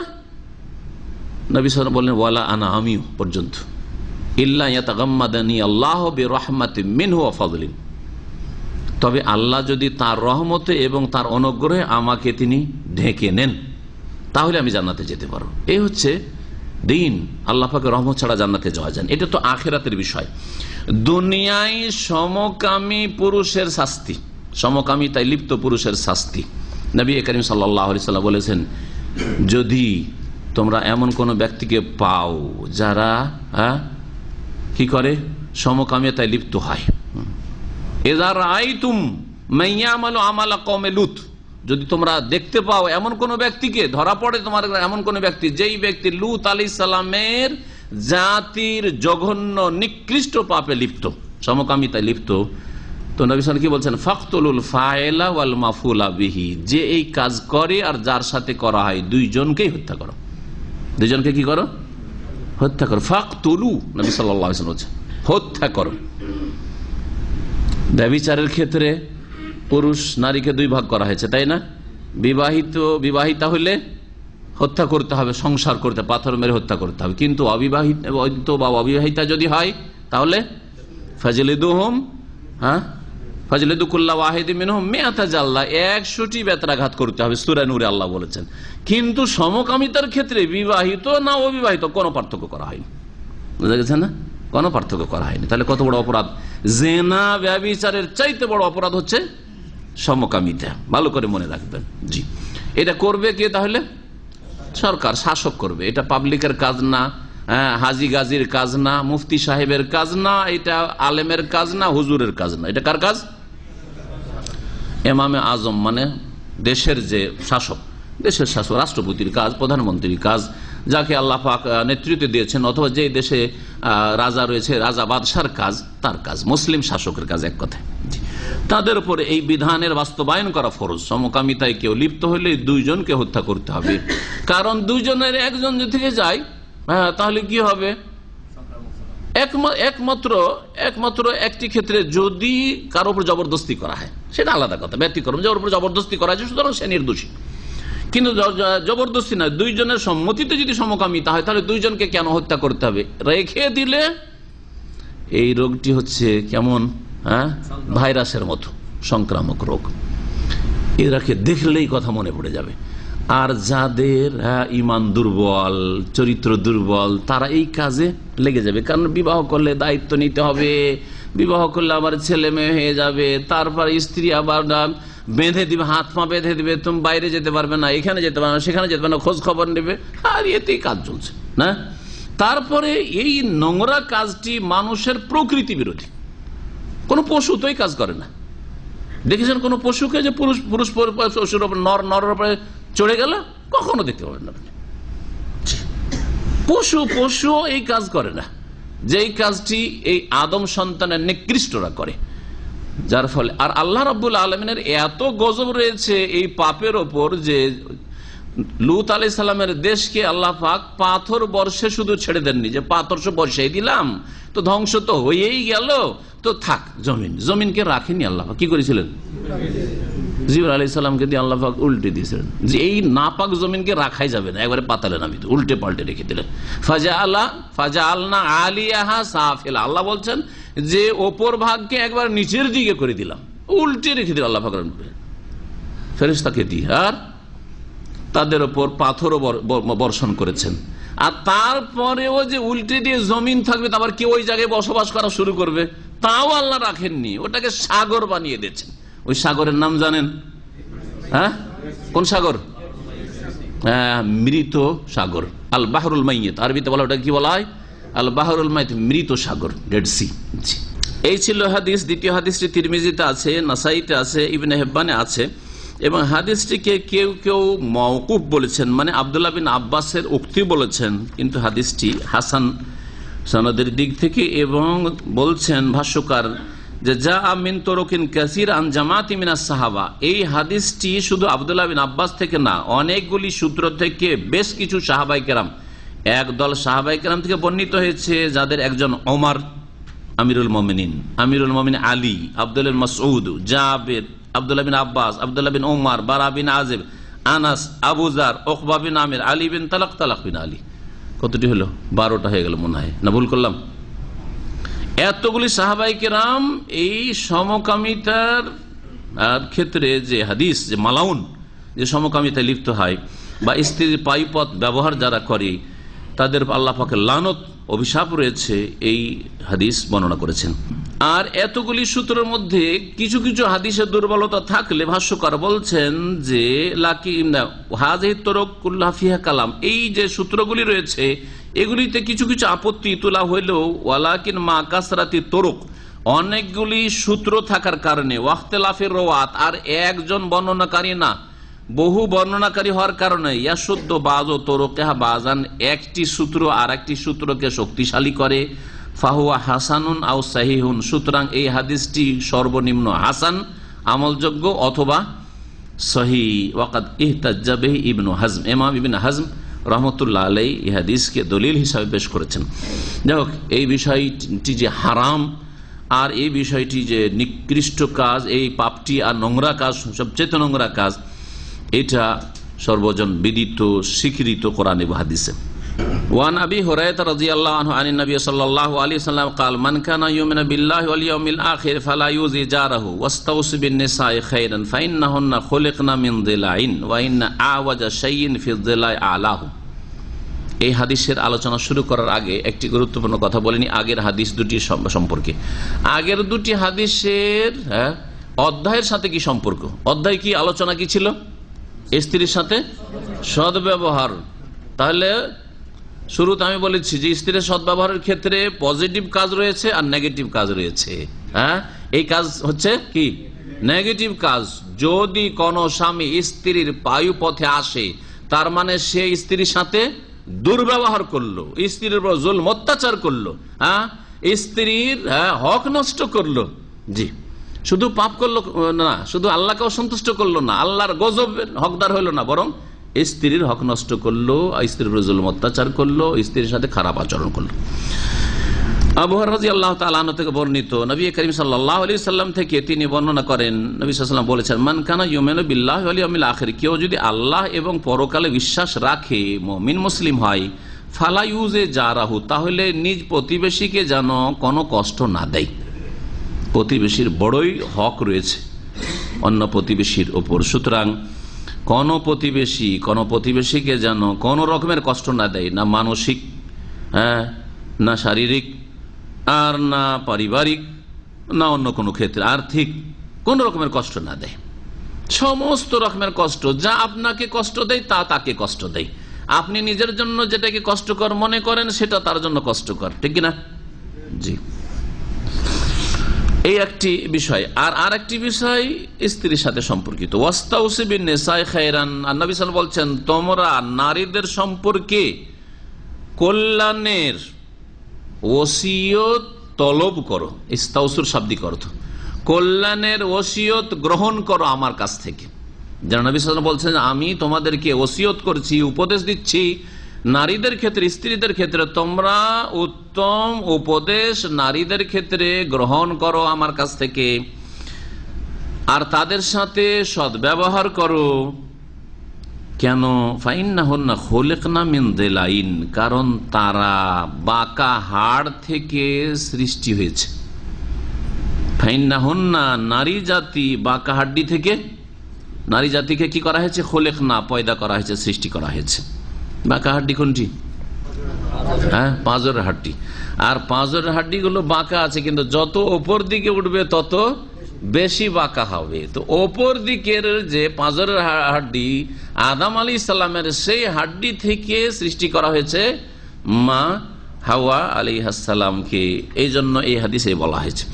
এই কথাই ভাষ্যকারগণ এই হাদিসের ব্যাখ্যা বলেছেন, ওয়াইন আওয়াজা শাইইন ফি যিলাই আলাহু, আর পাঁজরের হাড্ডিগুলির মধ্যে সবচাইতে বেশি বাঁকা ওপর ভাগের হাড্ডি, আলাহু ওপরের হাড্ডিটি। ফাইন জাহাবতা তুকিমাহু, এখন বাঁকা হাড্ডি যদি থাকে আর সেটাকে যদি ধরে বলেন সোজা করব, তো কি হবে? ভেঙে যাবে। হ্যাঁ, ভাঙবে না? বাঁকা জিনিস ভেঙে যাবে। ফাইন জাহাবতা তুকিমাহু, সেটাকে যদি সোজা করতে চাও, যে বাঁকা হাড্ডিকে মানে স্ত্রীকে আমি সোজা করে ছাড়বো, আরে স্ত্রী জাতি সোজা হয় না। যারা বিবাহ করেন তারা অনেকে এইরকম কল্পনা জল্পনা করে, বন্ধু বিয়ে করেছে তারপরে স্ত্রীকে নিয়ে একটু অশান্তিতে আছে, আপনি ঠিক করতে পারেন না, আপনি কাপুরুষ, আমাকে দেখেন রাতারাতি ঠিক করে দেবো একবারে। হ্যাঁ, রাতারাতি ঠিক করে দেবো, এসব কল্পনা জল্পনা অনেকে করে। শোনেন, ঠিক করতে গেলে কি হবে? ওই রকম গায়ের জোরে ঠিক করলে কি হবে? গায়ের জোরে ঠিক করেন না, আপনি উত্তম আচরণের জোরে ঠিক করার চেষ্টা করবেন, গায়ের জোরে নয়। হ্যাঁ, চাপ সৃষ্টি করে, হ্যাঁ একবারে বাই ফোর্স না, এরকম। যদি তাকে সোজা করতে যাও ওই বাঁকা হাড্ডিকে, কাসার তাহু, তাহলে তাকে কি করবে? ভেঙে দেবে তুমি। ওয়াইন তারাকতাহু লাম ইয়াজাল আওয়াজ, আর যদি বলো যে সোজাও করতে যখন পারবো না তো ছেড়েই দেবো, কিছুই করবো না, কিছু বলবো না, তাহলে কি হয়ে যাবে? সব সময় বাঁকা হয়ে থেকেই যাবে। তো একবারে সবসময় বাঁকা রাখলেও সমস্যা, ওর সাথে চলা। আর যদি জবরদস্তি সোজা করতে যাও তাহলে ভেঙে যাবে, আর ভেঙে যাওয়া হচ্ছে তালাক হয়ে যাওয়া। হয় তালাক দিয়ে বিদায় করতে হবে, হ্যাঁ, স্ত্রী হারা হইতে হবে। আর না হইলে যদি বলো যে আমি কিছু বলবো না, ভাই যা পারবে তাই করুক গা, হ্যাঁ ওর মতো চলুক, আমি আমার মতো চলছি, আদা খাবে স্বাদ পাবে, তাহলে দায়ুস হয়ে জাহান্নামে যাবেন, দায়ুস হয়ে জাহান্নামে যাবেন। তাহলে দুটোই সমস্যা। তো ইসলাম কোনটা?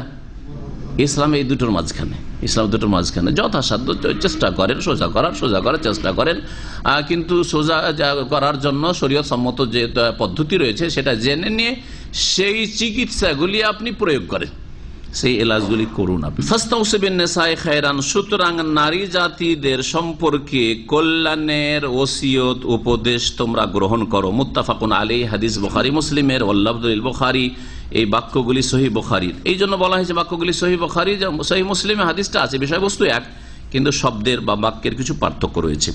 ওয়ালে মুসলিমিন, সহিহ মুসলিমে আরো অতিরিক্ত রয়েছে, ফাইন ইসতামতাতা বিহি ইসতামতাতা বিহা এওয়াজ, যদি তুমি স্ত্রী সম্ভোগ করতে থাকো, স্ত্রীর দ্বারা তুমি লাভবান হইতে থাকো, যে আমার স্ত্রীর প্রয়োজন রয়েছে, আমি শারীরিক চাহিদা পূরণ করছি, আমার পারিবারিক চাহিদা পূরণ করছি, আমার ছেলে মেয়ে প্রয়োজন, তার চাহিদা পূরণ হচ্ছে, ছেলে মেয়ে হচ্ছে, আমার বাড়ি সংসারের কাজকর্ম হচ্ছে, আমি বাড়িতে গেলে খাবার দাবার প্রস্তুত হয়ে থাকছে, প্রয়োজন এগুলি ইত্যাদি বিভিন্ন রকমের প্রয়োজন রয়েছে স্ত্রীর। তো যদি তুমি স্ত্রী থেকে লাভবান হইতে থাকো, ইসতামতাত অবিহা এওয়াজ, তার মধ্যে বাঁকাপোনা থাকবে, ওই অবস্থায় তোমাকে কি করতে হবে? লাভবান হইতে হবে, তাতে থেকে উপকৃত হইতে হবে, তাতে থেকে তোমার স্বার্থ হাসিল করতে হবে, তোমার গরজ পুরা করতে হবে। ওয়াইন যাহাবতা তুকিমুহা, আর যদি সেটাকে পুরো সোজা করতে যাও, যে পুরোপুরি সোজা করে দেবো, কাসার তাহা, তাহলে সেটাকে ভেঙে ফেলবে। ওয়া কাসরুহা তালাকুহা, আর এই বাঁকা হাড্ডিটিকে ভেঙে ফেলা হচ্ছে স্ত্রীকে তালাক দিয়ে দেওয়া, তালাক স্ত্রীর হয়ে যাওয়া, স্ত্রী থেকে বিচ্ছিন্ন হয়ে যাওয়া।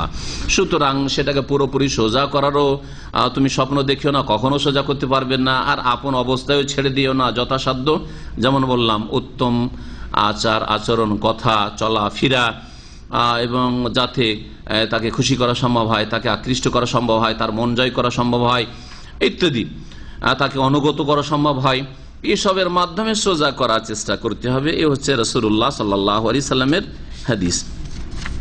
এই হাদিসে প্রথম যে বিষয়টি উল্লেখ করা হয় সেটা হচ্ছে প্রতিবেশীর হক। প্রতিবেশী কত রকমের? 3 রকম। কে বললো? মাশাআল্লাহ, 3 রকম। যেমন মুসলিম আত্মীয় প্রতিবেশী, মুসলিম ব্যক্তি আর আপনার বংশের আত্মীয়তা আছে, তার সাথে রক্তের সম্পর্ক আছে, আর তার সাথে সাথে পাশে বাড়ি। তাহলে এর অধিকার কতটুকু আপনার ওপর? 3 গুণ, ট্রিপল অধিকার। 3টা হক, আত্মীয়তার অধিকার, ইসলামের অধিকার, মুসলিম ভাই এই হিসাবে আপনার ওপর কিছু তার প্রাপ্য রয়েছে, অধিকার রয়েছে, আর প্রতিবেশী হিসাবে তার অধিকার রয়েছে। 2 নম্বর প্রতিবেশী হচ্ছে আত্মীয় নয় হয়তো, কিন্তু মুসলিম প্রতিবেশী, আত্মীয় নয় মুসলিম প্রতিবেশী। তাহলে 2 গুণ অধিকার। ইসলামের হক রয়েছে যে মুসলিম হিসাবে তার একটা স্পেশাল অধিকার রয়েছে, আর একটা অধিকার কি রয়েছে আপনার ওপর প্রাপ্য, সেটা হচ্ছে প্রতিবেশী হিসেবে হক রয়েছে। 3য় প্রতিবেশী হচ্ছে অমুসলিম। অমুসলিম কিন্তু প্রতিবেশী, তার মধ্যে একটা গুণ আছে, সে অমুসলিম আর আপনার আত্মীয় না, আত্মীয় না, আর সে কি অমুসলিম, অমুসলিম সে, আর সে আত্মীয় না, কিন্তু একটা গুণ তার মধ্যে রয়েছে, সেটা হচ্ছে তোমার প্রতিবেশী, আশেপাশেই বাড়ি, মহল্লাতেই বাড়ি। প্রতিবেশী মানে শুধু পাশের বাড়িটা নয়, আপনার মহল্লায় বাড়ি, যেখানে যেই রকম যোগাযোগ থাকে, একটা মহল্লার, একটা পাড়ার, একটা গ্রামের লোকের সাথে যোগাযোগ আছে। যদিও একটা হাদিসে এরকম উল্লেখ করা হয় 40 বাড়ি পর্যন্ত, কিন্তু হয়তো অনেক সময় 40 বাড়ি মানে অনেক দূর চলে যাচ্ছে, তো তার কমও হইতে পারে। প্রতিবেশী, এই প্রতিবেশী অমুসলিম হইলেও তার অধিকার রয়েছে। কতটুকু অধিকার রয়েছে? 1 গুণ। অমুসলিমও যদি হয়, ইহুদি, খ্রিস্টান, হিন্দু যদি আপনার পাশে বাস করে, সে আপনার কাছ থেকে ভালো আচরণ, ভালো ব্যবহার পাবে, তার আপনি ক্ষতি করবেন না, তার উপকার করবেন, অপকার করবেন না, তাদের বিবিদের দিকে খারাপ নজর দেবেন না। হারাম তো সবসময় হারাম, হারাম ছাড়াও ভালো আপনি আচরণ করবেন, বৈধ। কিন্তু এর মাধ্যমে আমার প্রতিবেশীকে একটু সুখী করা যাবে। অসুস্থ হয়েছে, খোঁজ নেবেন। অমুসলিম হইলে কি হলো, অসুস্থ, প্রতিবেশী অসুস্থ হয়েছে, খোঁজ নেবেন। প্রতিবেশীর বাড়ি কেউ মারা গেছে, খোঁজ খবর নেবেন এবং সমবেদনা জ্ঞাপন করবেন, এবং তাকে সান্ত্বনা দেবেন ইত্যাদি, তাজিয়ত করবেন, জায়েজ রয়েছে। দোয়া দিবেন না, জান্নাতের দোয়া দিবেন না। বিদাতি মোল্লাদের মতো কোরআন খানি করতে চলে যাবেন না। মন্ত্রী মারা গেছে, হিন্দু মন্ত্রী, আর বিদাতি মোল্লার সবাই কোরআন খানি করছে। ইন্দিরা গান্ধী যখন মারা গেল, তখন কবর বাজারের মোল্লারা সবাই কোরআন খানি করেছে ভারত। জি হ্যাঁ, যারা ওই যুগে ছিলেন হয়তো অনেকে জানেন, যারা পত্র পত্রিকা পড়তে না জানেন তো এই জানাইলাম। তো এইরকম বিদাতি মোল্লারা, তাদের ধর্মকর্ম হচ্ছে দুনিয়ার ধর্মকর্ম, তাদের কোরআন হাদিসের ধর্মের সাথে কোনো সম্পর্ক। কাফের জন্য দোয়া করা যাবে না, জি, কিন্তু কাফের সাথে সদ্ব্যবহার করা যাবে। সদ্ব্যবহার আল্লাহ। এখানে স্ত্রীর হকের সাথে প্রতিবেশীর হক দুটোকে একসাথে মিলিয়ে বলা হয়েছে। এটা থেকে বোঝা যায় যে যেমন স্ত্রীর অধিকার রয়েছে, তেমনি প্রতিবেশীর একটা বড় অধিকার রয়েছে। এবং এটাকে উল্লেখ করতে গিয়ে বলা হয়েছে, আল্লাহর প্রতি যদি ঈমান থাকে আর পরকালে ঈমান থাকে, তাহলে তোমার চিন্তা আছে যে আল্লাহর কাছে জবাব দিতে হবে, পরকালে যেতে হবে, আল্লাহ পাক ধরবেন, আল্লাহ পাক জানছেন। সুতরাং স্ত্রীর সাথে খারাপ আচরণ করি তো আল্লাহ ধরে নেবেন। স্ত্রী কিছু করতে পারে না, বেচারা মজবুর, নিরুপায়, ওর বাবার বাড়ি তার ফিরে যেতে পারছে না, আর সেই জন্য আপনার বাড়িতে অসহায় আছে। তো আপনি মনে করেন আপনাকে ধরার কেউ নেই? অবশ্য ধরার রব্বুল আলামিন আছেন। এই জন্যই কথাটি বলা হয়েছে, যারা আল্লাহর প্রতি বিশ্বাস রাখে, পরকালে বিশ্বাস রাখে, প্রতিবেশীকে কষ্ট দেবে না, আর স্ত্রীকে কষ্ট দেবে না, কাউকে কষ্ট দেবে না। মজলুম ব্যক্তি, গরিব, সে অসহায়, দুর্বল, দুর্গত, সে আপনার কিছু করতে পারবে না, কিন্তু তার সৃষ্টিকর্তা, আপনার সৃষ্টিকর্তা, তিনি যে খবর রাখছেন, তার কাছে যখন আসামি হাজির হবেন, কঠোর শাস্তি দেবেন আল্লাহ পাক রব্বুল আলামিন। বরং দুনিয়াতে যদি পাকড়া করেন, আপনার করার কি আছে যখন আল্লাহ ধরে নেবেন তখন। সুতরাং আল্লাহকে ভয় করতে হবে। এই হাদিস দ্বারা আরো বোঝা যায় যে দুনিয়াতে পুরোপুরি সুখের সামগ্রী পাওয়া যাবে না, পুরোপুরি মনের চাহিদা পূরণ করা সম্ভব নয়। সবাই বলুন আমি এমন স্ত্রী চাই, সুন্দরীও হইতে হবে, আর দিনদারও হইতে হবে, আর মুসলিম হিসাবে দিনদার হইতে হবে। যদিও এটা আজকাল দেখছেই না, মুসলিমরাই অধিকাংশ দেখছে না। জি হ্যাঁ, হ্যাঁ, আর পয়সাও থাকতে হবে, প্রভাবশালী বংশের হইতে হবে, যাতে করে ভালোবাসা বিনিময় করতে পারে বেশি, এইগুলোও হইতে হবে। আর কি হইতে হবে? শিক্ষিতাও হইতে। আজকাল তো শিক্ষা দেখে, আরে মদিনা ফারিক হয়েও BA-MA পাস ছাড়া বিয়ে করতে চাই না। তালাক হোক আর যাই হোক, আর ওর কোথাও ভাবসা থাক, সহশিক্ষায় পড়েছে, তারপরে বলছেন না কমপক্ষে তো বিয়ে পাস করা হইতে হবে। যদি এইরকম আমলের আলেম সমাজ হইতো তাদের কাজে কি হবে? তারপরে আপনার বাড়িতে সে স্ত্রী যেন অ্যাক্টিভ হয়, ঝাঁপ দিতে বললে ঝাঁপ দিতে পারে, উঠতে বললে উঠতে পারে, বসতে বললে বসতে পারে, আর সব কথাই যাতে শোনে, কখনো আমার সামনে কোনো ইতরাজ না করে, আর কোনো কথা যেন জবাব না দেয়। চাহিদার শেষ আছে, চাহিদার শেষ আছে, চাহিদার শেষ নেই। সবগুলি চাহিদা দুনিয়াতে পূরণ হবে? সবগুলি চাহিদা একমাত্র জান্নাতে পূরণ হবে, দুনিয়ার কোথাও পূরণ হবে না। কোন রাজা ধীরাজারও পূরণ হয়নি, আর হবেও না। বোঝা গেছে না? দুনিয়া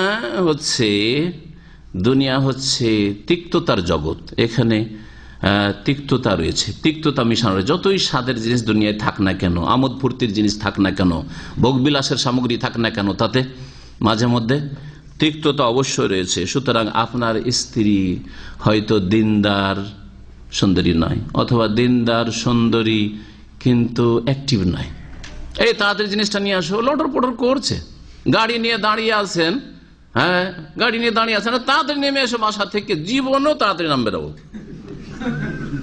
যে কোনো সময় বাইরে নিয়ে বেরোলে মন খারাপ হবেই, একটু ধৈর্য ধরুন। কারণ ওর ভালো দিকগুলি দেখেন, যে মাশাআল্লাহ আমার ছেলে মেয়েদের যত্ন নাই, এর মধ্যে ভালো মেলা দিক আছে, মাশাআল্লাহ আল্লাহ ভীরুতা আছে। তো এই কথাগুলি যখন মনে নিয়ে আসবেন যে না এর ভালো দিকও আছে, আর দুনিয়ায় পুরোপুরি মনের সবগুলি চাহিদা পূরণ করে পাওয়া যাবে না। ওকে যেমন নামতে বলো ধাই করে যেন আমার সাথেই নামে, আরে সাথে সাথে নামতে যাচ্ছেন, দেখবেন সামনে দুইজনের সাথে সাথে রেডি হয়ে গেছে নামার জন্য, গাড়ি থেকে বসে 5 থেকে 10 মিনিট বসেন, তারপরে তখন নামছে। কি ব্যাপার? এই করছিলাম সেই করছিলাম, আরে নামলাম তো, দেরি কেন? আল্লাহ অবস্থা।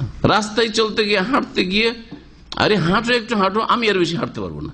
সমুদ্র বিচে গেলে দেখবেন কিছু লোকেরা স্ত্রীদেরকে নিয়ে হাঁটে, আর মাশাআল্লাহ কিছু মহিলা আছে আশ্চর্য লাগে, মাশাআল্লাহ পুরুষের চাইতে বেশি একেবারে হাঁটছে না।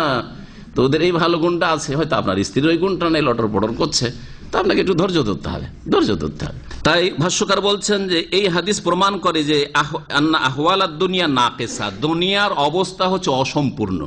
দুনিয়াতে সম্পূর্ণ কখনো পাবেন না। শিক্ষা পেলে দিনদারি নেই, দিনদারি পরহেজগারি পেলে বেশি শিক্ষা নেই হয়তো, আর না হলে কিছু আছে কিছু নেই। সবগুলির উদাহরণ দেওয়া সম্ভব না, কিন্তু বুঝতে পারছেন যে সবগুলি মিলিয়ে পাবো না। তবে মেন জিনিসগুলি পেলি হলো, আসল জিনিসটা পেলি হলো। ফাজফার বিজাতিদ দিন, আলহামদুলিল্লাহ দিন পেয়েছি, তাকওয়া পেয়েছি, পর্দানাসীন পেয়েছি, ছেলে মেয়েদের যত্ন নেই, বাড়ি ঘরের যত্ন নেই, বাড়ির কথা বাইরে কোথাও পাচার করে না, ইত্যাদি ভালো অনেক ভালো গুণ রয়েছে, অনেক ভালো গুণ রয়েছে, আলহামদুলিল্লাহ শুকরিয়া আদায় করেন। এইরকমই বোনদেরকে বলবো, স্বামীর ক্ষেত্রে সব গুণ ভালো পাবেন না, হয়তো রাগী কিন্তু দয়ালু, এটা হইতে পারে। রাগ আছে আমাদের অনেক ভাই, রাগও বেশি কিন্তু দয়াও বেশি, লাফাই রাগের ক্ষেত্রে আর পরেও তাড়াতাড়ি, তো ভালো গুণ। কিন্তু কিছু লোক আছে রাখবে না, রেগে গেলে আর গাছ থেকে নামবে না। তো এইরকম স্বামীর চাইতে তাড়াতাড়ি রেগে যাওয়া লোক ভালো, তাড়াতাড়ি রাগলে অসুবিধা নেই, কিছু না বললেও কিছু 5 মিনিটে ঠান্ডা হয়ে যাবে, একটু পরে নিজে হাসতে শুরু করবে, ভালো। তাহলে ভালো দিকও আছে। অনেক সময় হয়ে গেছে, সুতরাং সংক্ষেপ শেষ করছি। স্বামী স্ত্রীর মাঝে যথাসাধ্য চেষ্টা করবেন যে মিলেমিশে চলি, ও কিছু মেনে নিক আমি কিছু মেনে নিই, কিন্তু এই করতে গিয়ে যদি গাড়ি অচল হয়ে যায়, চলছে না, তারপর ও মানবেই না, আপনি মেলা কিছু মেনে নিয়েছেন কিন্তু সে মানবে না, তখন কি করবেন? এইরকম ক্ষেত্রে আল্লাহ পাক রব্বুল আলামিন কোরআনে কারিমে বলেছেন ওয়াল্লাতি তাখাফুনা নুশুজাহুন্না, যেই সব স্ত্রীদের সম্পর্কে হে পুরুষরা, হে স্বামীরা, যদি তাদের নাফরমানি বিরুদ্ধাচরণের আশঙ্কা হয়, যে আমার কথা মানতে চাই না, আমার কথা মোতাবেক চলতে চাই না, শরীয়ত মোতাবেক চলতে চাই না, দিন পালন করতে চাই না, ফায়েজুহুন্না, প্রথম কাজ হচ্ছে তাদেরকে ওয়াজ করো, উপদেশ দাও, বুঝাও। নামাজ না পড়লে মুসলিম থাকা যায় না, নামাজ পড়লে ফজিলত রয়েছে, তুমি নামাজি হবে আমিও নামাজি হব, দুইজনে জান্নাতে যাব, হ্যাঁ ভালো মেলা মিষ্টি মিষ্টি কথা রয়েছে, তাই না? তারপরে পর্দা করেন, হয়তো নামাজ পড়ে কিন্তু পর্দা করেন না। পর্দা না করলে আল্লাহ পাক রব্বুল আলামিন ইজ্জতের হেফাজত করা, পর্দায় থাকা ফরজ করেছেন। যেমন মহিলার নামাজ ফরজ, তেমন হিজাব পর্দা ফরজ, সুতরাং পর্দার সাথে থাকবে। তারপরে যেই মহিলা স্বামী ছাড়া কিছু বুঝে না, সে চরিত্রবতী, এতে কোনো সন্দেহ নেই, এতে কোনো সন্দেহ নেই। এটা কমন সেন্সে বলবে যে সে উত্তম চরিত্রের অধিকারিণী।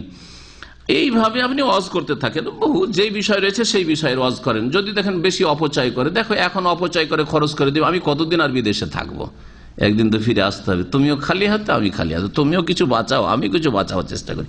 যখন যে সাবজেক্ট হবে উপদেশ দেন, ওয়াজ করেন, দিয়ে দুই জনের মাঝে সমন্বয়ের চেষ্টা করেন, ফাইজও হন না। তাতে যদি না হয় তো কি করবেন? ওয়াহজরু হুন না, কথা বন্ধ করে দেন। দূরে থাকলে টেলিফোন যোগাযোগ বন্ধ, কাছে থাকলে কথা বলছেন না, ঘরে আছেন কথা বলছেন না, বাড়িতে আছেন কথা বলছেন না। অথবা বিছানা আলাদা করে দেন, ও বিছানায় শুয়েন না, আলাদা বিছানায়। কিন্তু মসজিদে চলে যাবেন না, অনেকে টান দিয়ে বাড়ি থেকে বেরিয়ে চলে যায়। হ্যাঁ, অফিসে হিসেবে সারাদিন বসে আছে, ডিউটি নেই, তারপর বসে আছে। এক ভাই শিক্ষিত লোক, স্বামী স্ত্রীতে ঝগড়া হয়েছে, এসে দুপুর বেলা জোহর আসার মাঝে ডিউটি নেই, 4টায় ডিউটি, অফিসে এসে বসে আছে। হ্যাঁ, স্ত্রী করবেটাকে, স্ত্রী তখন বাচ্চাগুলোকে নিয়ে অফিসে এসে হাজির। জি, কাছাকাছি ঘটনা, একেবারে এখানকারই ঘটনা। জি হ্যাঁ, দুপুর বেলা আসে হাজির, 1টা-2টার দিকে এসে হাজির। যাই না, স্বামী রাগ করেছে, আমার উপরে যাচ্ছে না। তো এইটা আচরণ আল্লাহ নিষেধ করেছেন। ওয়াহজুরুহুন্না ফিল মাজাজ, বিছানা আলাদা করো। জি, হাদিস সামনে আরেকটি আসছে যে বাড়ি থেকে বাইরে চলে যেও না, আলাদা হয়ে থাকো, কিন্তু বাড়িতেই থাকো। সুযোগ দাও, তাকে ক্ষমা চাওয়ার সুযোগ দাও, সারেন্ডার হওয়ার সুযোগ দাও, ভুল স্বীকার করার সুযোগ দাও, একটু হাসাবার সুযোগ দাও, যে তোমাকে হাসাবার চেষ্টা করবে, খুশি করার চেষ্টা, সুযোগ দাও। বাইরে পালিয়ে গেলে তো কি করে তোমাকে হাসাবে, খুশি করবে, তোমার রাগ মিটাবে, তাই না?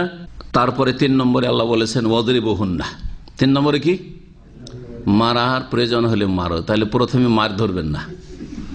3 নম্বরে আল্লাহ বলেছেন উপদেশ দিয়ে হয়ে গেলে হ্যাঁ কথা বন্ধ করবেন না, সম্পর্ক ছিন্ন করবেন না, বিছানা আলাদা করবেন না, ঘর থেকে বেরোবেন না। আর যদি এই দুটো ফেল, তাহলে 3 নম্বরে কি? মারেন। মারার ক্ষেত্রে হাদিস আসছে, কিন্তু এমন মার দিবেন না যেই মার প্রকাশ পেয়ে যায়, ফেটে গেছে, ফুলে গেছে, লাল হয়ে গেছে, হ্যাঁ, অথবা যে এমন আঘাত হয়েছে যে প্রাণহানির আশঙ্কা রয়েছে না। তারপরে নাজুক জায়গাগুলিতে মারবেন না, মুখমণ্ডল নয়, মাথায় নয়, তারপরে বুকের ওপর নয়, যে জায়গাগুলি নাজুক এইরকম জায়গাগুলিতে নয়।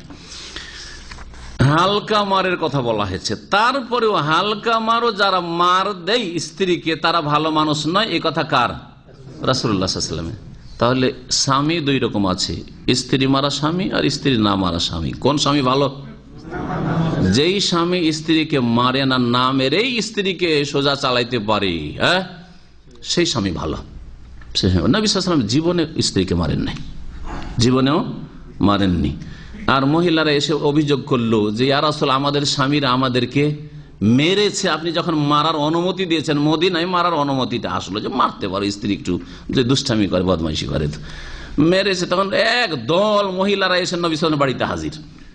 ইয়া রাসূলুল্লাহ, আমাদের স্বামীরা মেরেছে। নবী সাল্লাল্লাহু আলাইহি ওয়াসাল্লাম কি বললেন? একটা বক্তব্য দিলেন, খুতবা দিলেন, আর বললেন উলাইকা লাইসু বিখিয়ারিহিম, যারা স্ত্রীকে মারে তারা ভালো মানুষ নয়, ভালো মানুষ নয়, ভালো মানুষ নয়।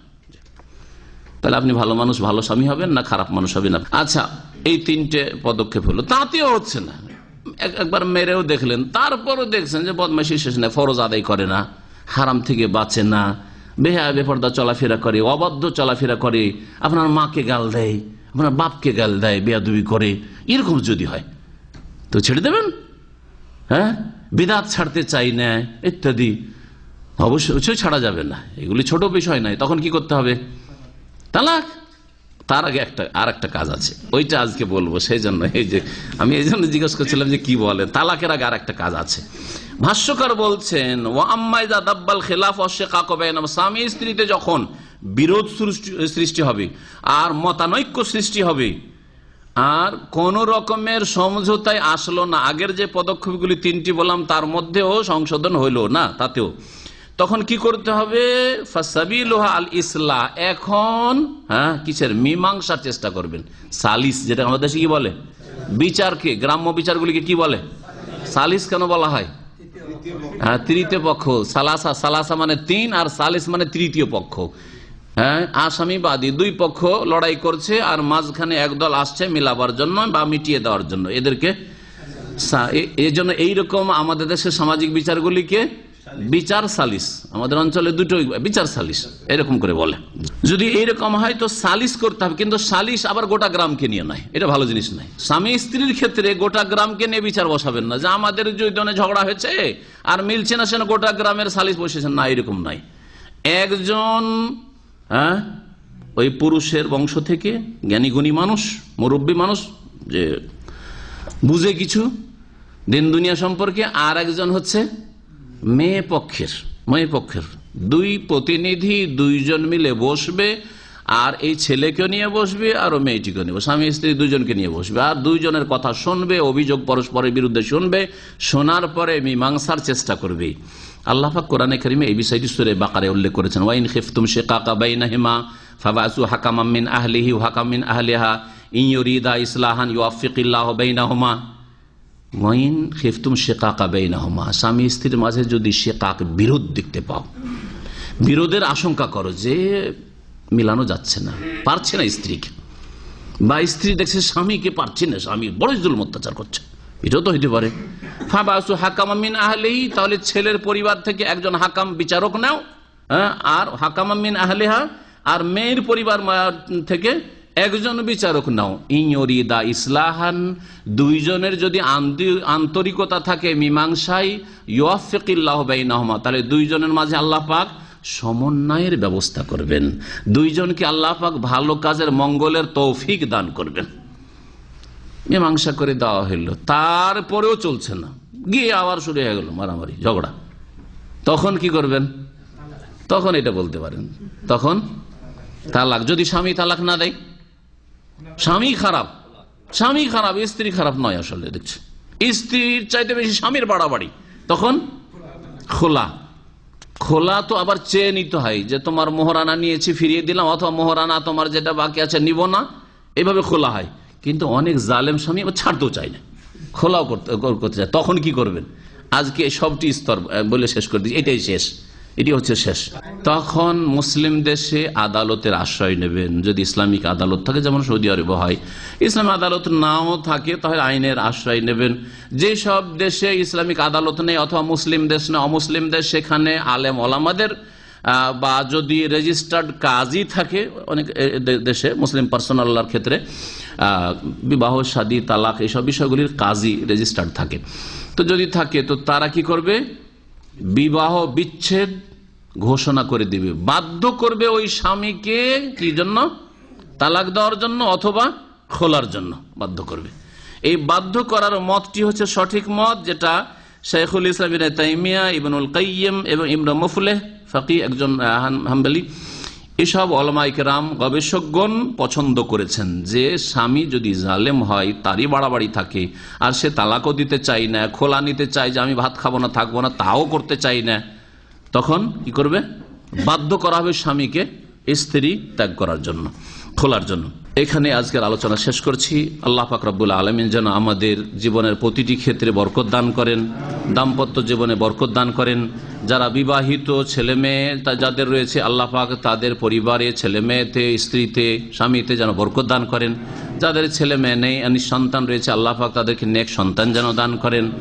যারা বিয়ে শাদী এখনো করেননি, তাদেরকে আল্লাহ নেক বিবি এবং নেক সন্তান যেন দান করেন। যাদের ছেলেমেয়েরা রয়েছে, তাদেরকে নেক বানাবার তৌফিক দান করেন, যাতে করে এরা আমাদের দুনিয়াতেও কাজে আসে, আখিরাতেও কাজে আসে, আমাদের জন্য তারা দুয়ার উপায় হয়। দোয়া করি আল্লাহ পাক রব্বুল এইরকম নেক ছেলে মেয়ে যেন আমাদেরকে দান করেন। আল্লাহ পাক রব্বুল আলামিন আমাদের সকলকে জান্নাতুল ফিরদাউস যেন দান করেন। ওয়া সাল্লাল্লাহু আলা নবিয়িনা মুহাম্মদ ওয়া আলা আলিহি ওয়া সাহবিহি আজমাইন।